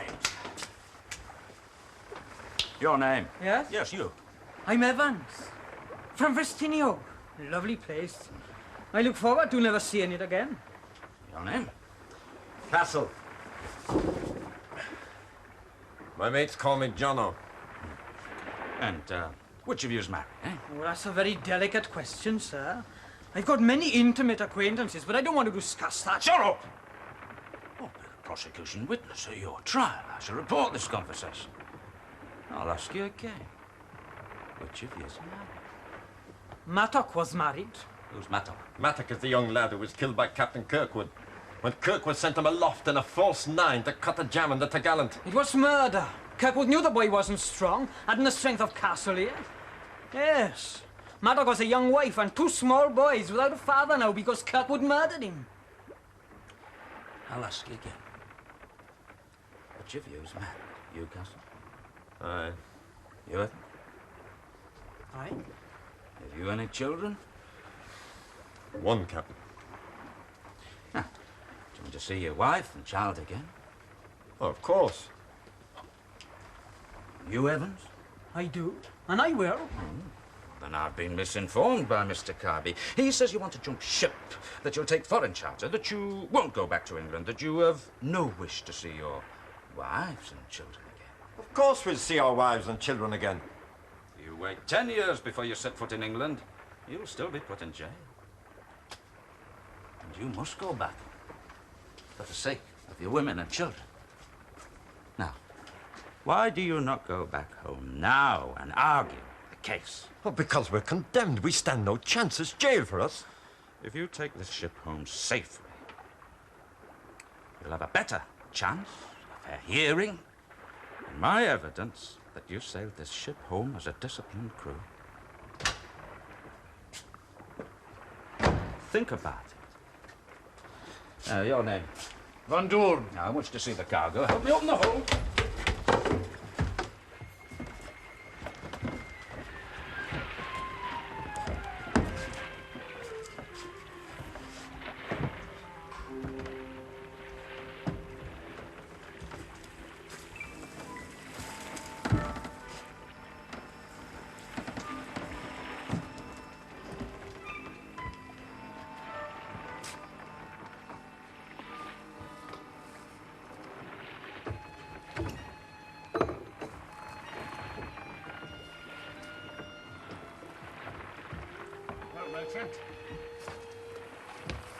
How are your wares? If this cargo's back in London in 5 days, all will be well. If not, the court will hear not only of the mutiny, but of deliberate spoiling of cargo. We don't care about your cargo, Onedin. Take my advice. If you want it, eat it.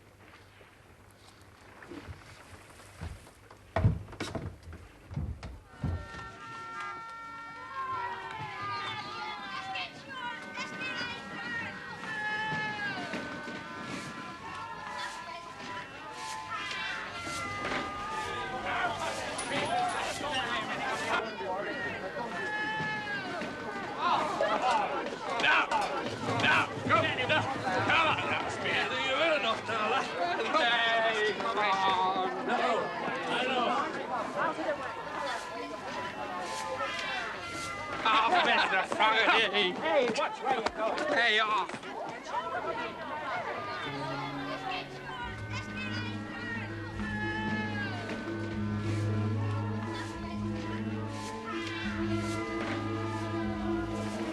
Mr. Fogarty, we heard your ship had docked. Did we not, Elizabeth? Yes, we did. So, another drink, Mr. Fogarty. You must excuse my mate, Mr. Spears. You see, it's his birthday. Best call a cab and take him home. Yes, well, if you don't mind my rushing off. Not before you take a peep at our son.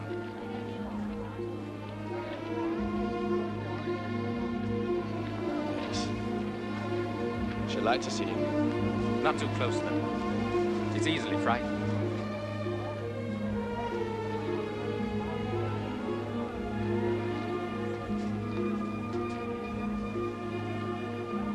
Aye.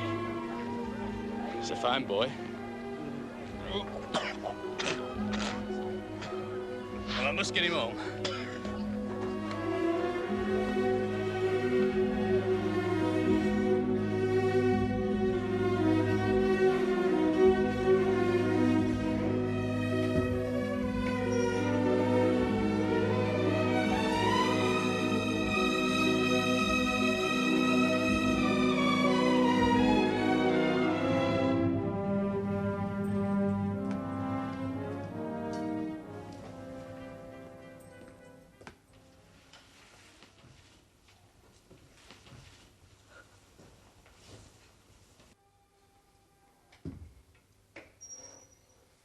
Daniel, I wasn't expecting you. I had to come.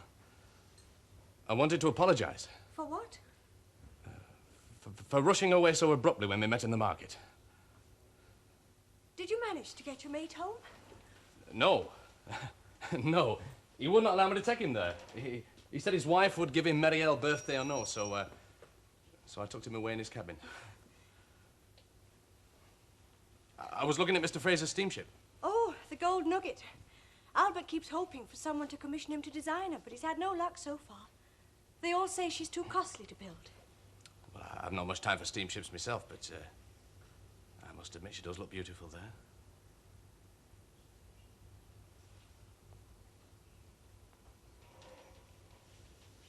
What name did you give him? William. How you must hate me, Daniel. Yes, I did. For a time. When I heard you married Fraser, I could have... Your brother James. Be not interfere. Let us be allowed us to manage our own affairs. I'm to blame, not you. I should have done as Fraser did. To hell with your brother James and everyone else and married you. You're not to blame, Daniel, nor my brother James. It was I that refused to marry you. I loved you, Daniel, but I wanted the life that Albert could give me and that you could not. You've not told him. I tried, but I wasn't brave enough. Does he suspect? Why should he? Will you tell him ever? I don't know. He believes the child to be his own. How can I tell him when he's been so good to me? It's too much to ask of me. Oh, I'm not asking you that, Elizabeth. That's not why I came here. Why did you come? For no reason. That is for no other reason than to see you and to talk to you. Yeah, I understand how you felt. Seaman's wife, that's no life for a lady.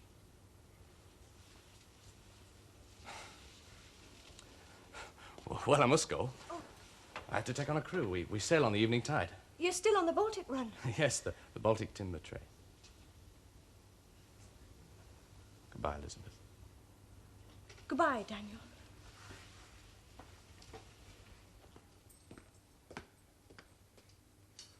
Would you consider it improper if I wrote to you and maybe you wrote a line or two, you know, some news of William? I think it better not.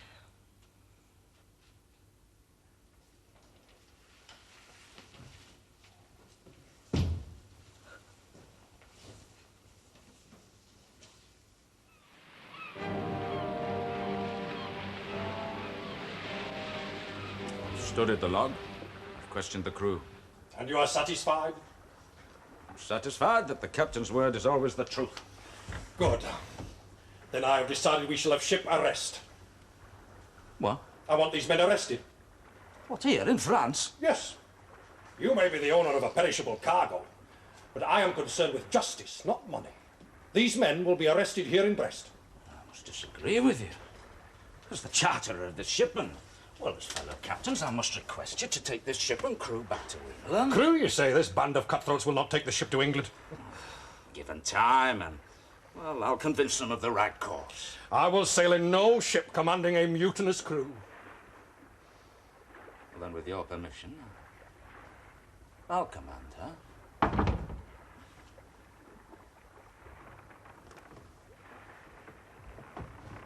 Yes. We will speak with you, Captain Onedin.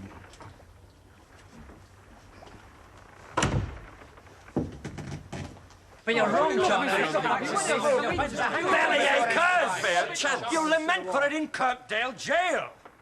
You don't have an angel's chance in hell of less than 6 years each. But I want to see my wife and child again. Then bring them abroad to me. No way, Mr. Carby. She's an English girl. She won't go foreign. Oh, She he's won't a go right. foreign. He's We stand a good chance. We've had a meeting of minds, Mr. Onedin. The ship goes back to London, and you can give these men their mock trial. Near Dover, I will take the tender, make my own landfall, and take my chances. Merchant, you've saved your pineapples. We'll take this ship to London, but we'll take no commands from Captain Kirkwood. You take commands from me. Right, on deck, shot. Get its way, the anchor.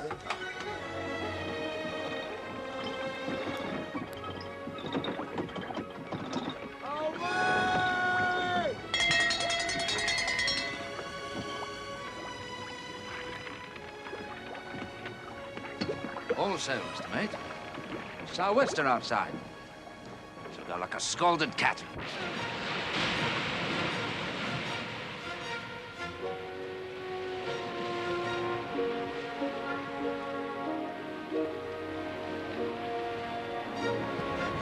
You take some advice from me, sir.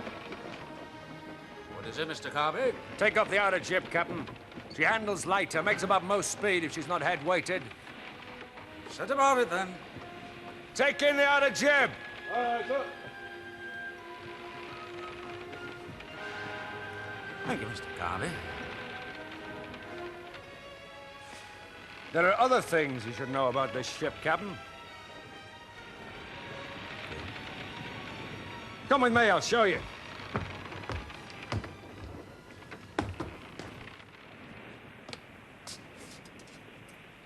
Five days ago, I found this.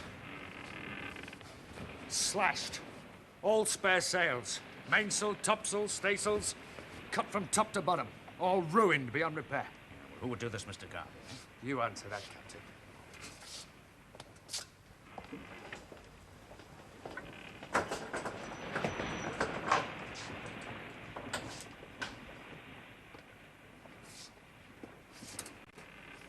This was 18 days ago. I came in here on my inspection and found these open and rum poured on the biscuit. That could have been the cook's steward. He said he knew naught, and he's an honest man. The salt beef open and unwrapped, and rum poured on the sugar. That was before all the rum disappeared. And then 4 days ago, a fire in the afterpeak. What are your suspicions, Mr. Carby? Someone's trying to destroy this ship. But I'll not say who, or you'll call me a liar.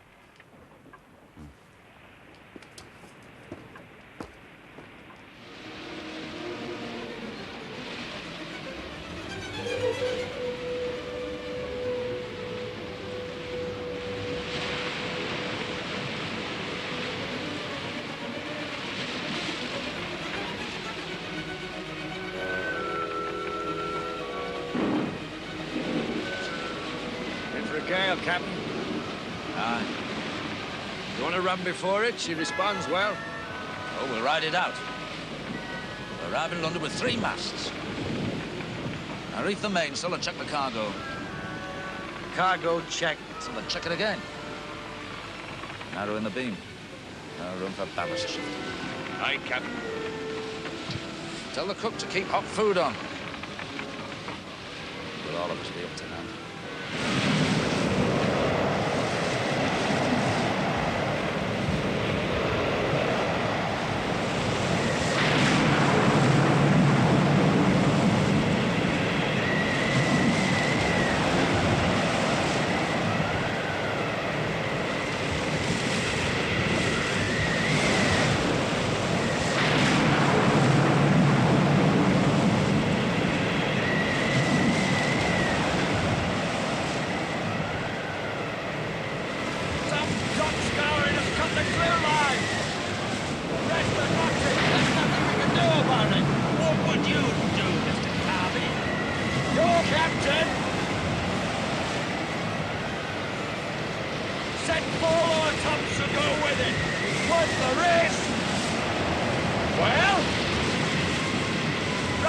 Carney. We'll ride before it.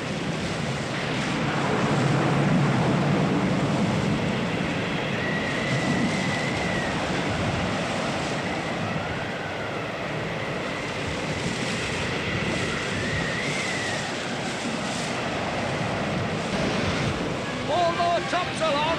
Good. Masting strained, but she'll hold. Good. I think we'll weather it.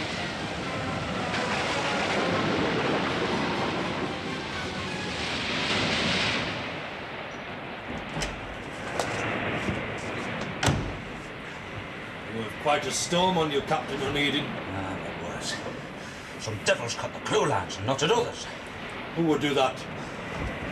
Have you no opinions yourself, Captain? What action will you take now, sir? I've set the topgallant, main lower topsail. What are we on the Beaufort scale? Force 9. Then we should just carry reefed mainsail and lower staysails. Oh, what else can I do? The topgallant's jammed. Oh, then you're right. It's best to go before it, out of the storm centre. But take care you do not dismast, Onedin, or we'll all be doomed.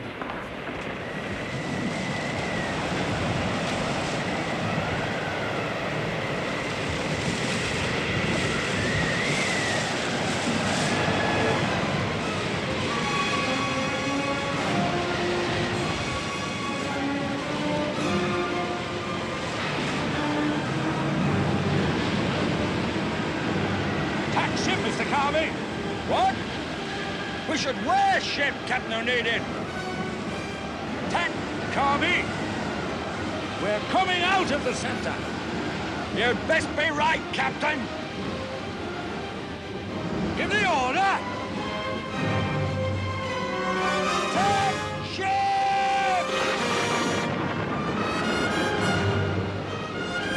God help us, tidal wind.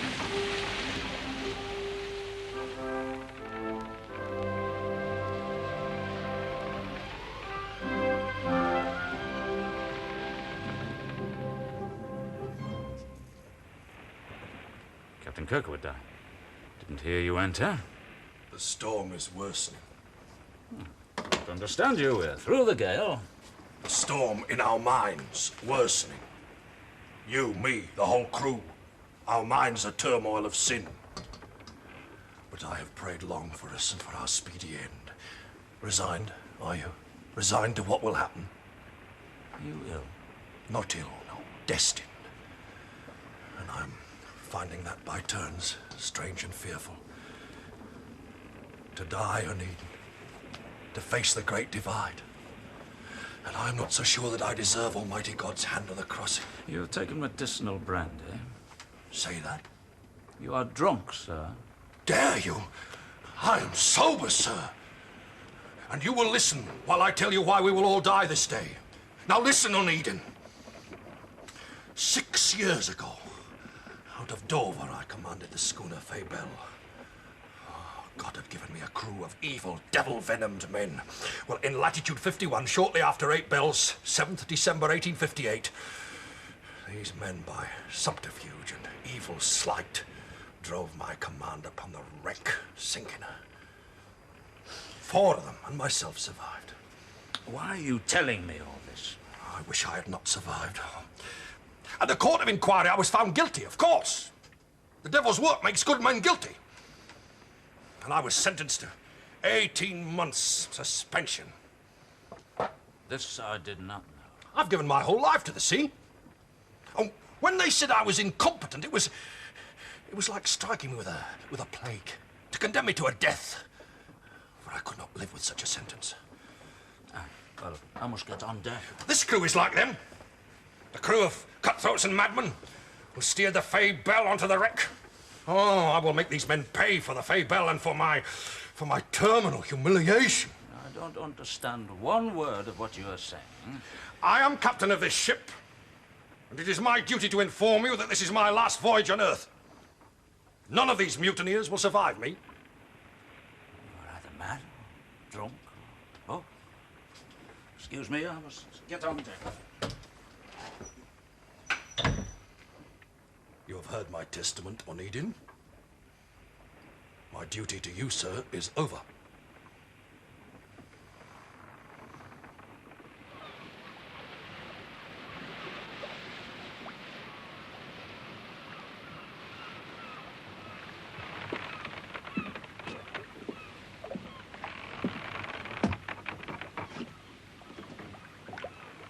We'll take the pilot aboard soon, Captain. Aye, Mr. Carby.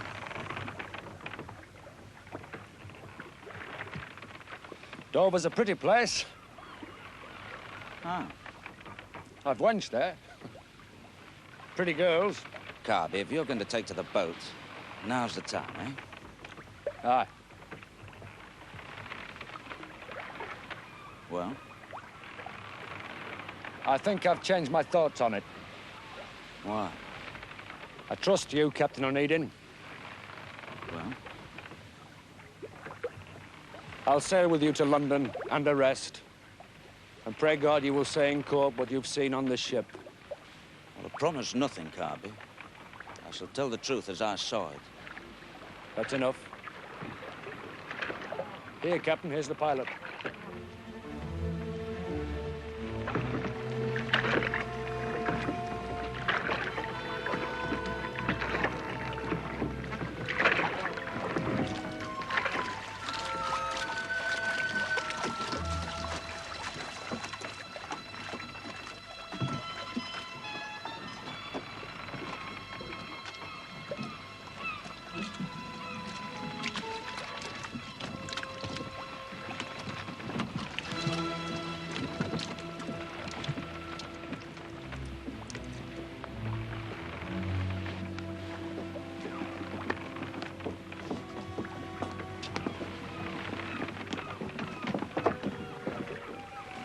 What are you doing here? Leave go my arm. Well, then you'll go ashore immediately. James, listen to me. Look, you should not be aboard. You've been dragged through the course for months as a witness. James, listen to me. You're low in the water. Captain. Captain Onedin. You must know, sir, you're very low in the water. I thought you'd been handling heavy. James!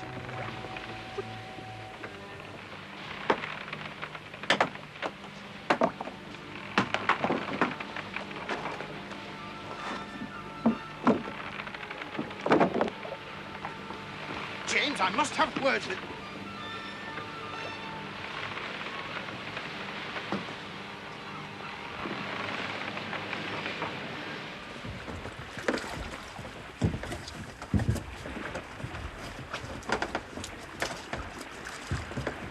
She must have sprung a plank in a storm. Well, in God's name, sir. It's a miracle she kept afloat. Tell me, Mr. Pilot, can you navigate us like this to London? I can but try, sir. It's better than beaching her. All right, do so then, please. Aye, sir. Put 2 men on the pumps. They won't get the level down, but they might stop it rising.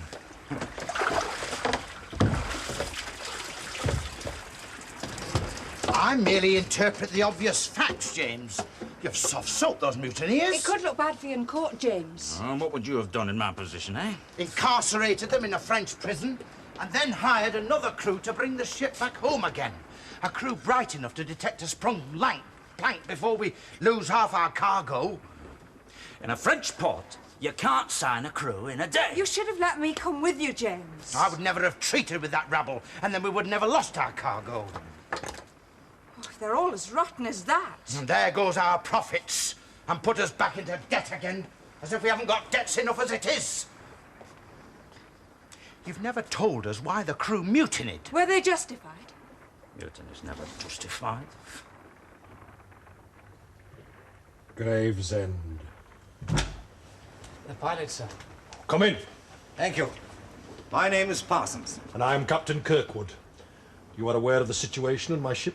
Captain Onedin has explained it. Out. Captain Onedin has a glib tongue. Oh, but my dear He was sir. not witness to the mutinous events. Sit down, please, Mr. Pilot. Thank you.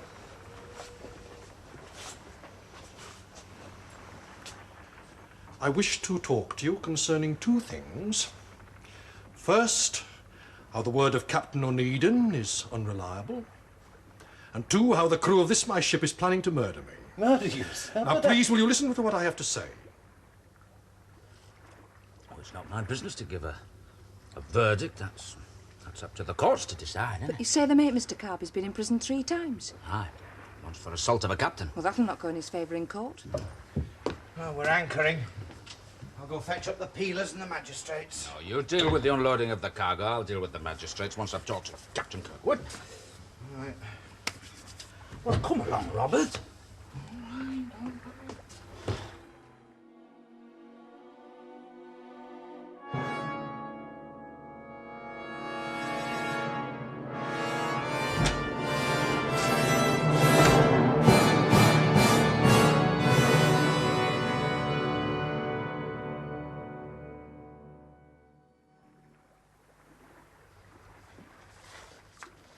Why didn't he tell me? What, James? Captain Kirkwood told the pilot that he overheard the crew saying they were going to murder him and make it look like suicide. Oh, in God's name, didn't he tell me? Perhaps he thought he couldn't trust you. I never said they were anything else but mutineers. And murderers. Oh, they're all murderers. Screaming their innocence when the peelers took them ashore. Captain Kirkwood said that all along. A word with you, Captain Onedin. Oh, what is it, Mr. Parsons? They pumped the water level down, sir. There's something you ought to see.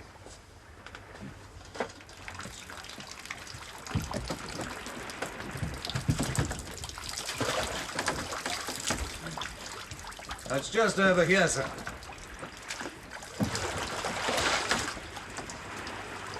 Now, that's not storm damage, sir. Happened during the storm. They were all on deck. Could only have been Captain Kirkwood. But a man wouldn't deliberately try to sink his own ship and drown the entire crew. It'd be madness. Mad enough to hang himself. Make it look like murder.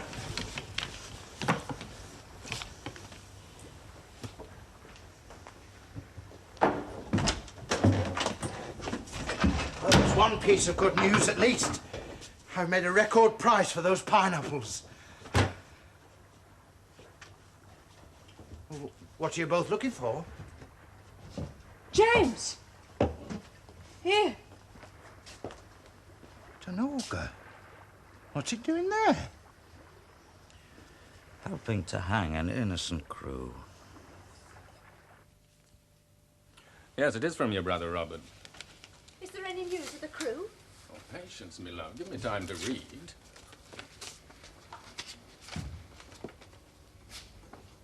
Well, are the men guilty or no?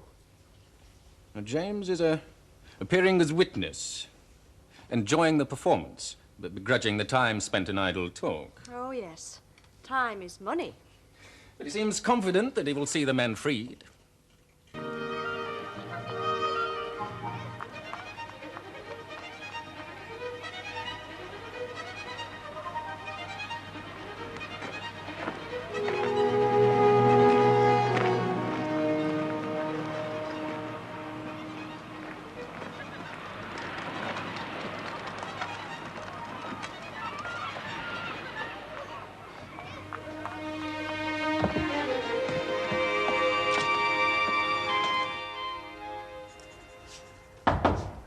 Come in.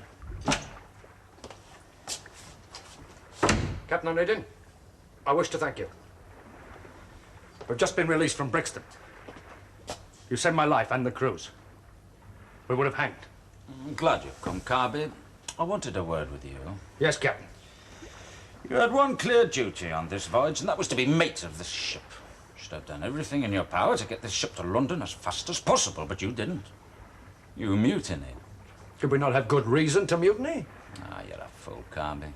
Don't you see, if you'd not mutinied, the captain would have had no excuse for his action, which depended on appearing to be murdered by a crew in mutiny. Ah, well, courts have let you free. But don't ever let me see your face on one of my ships again.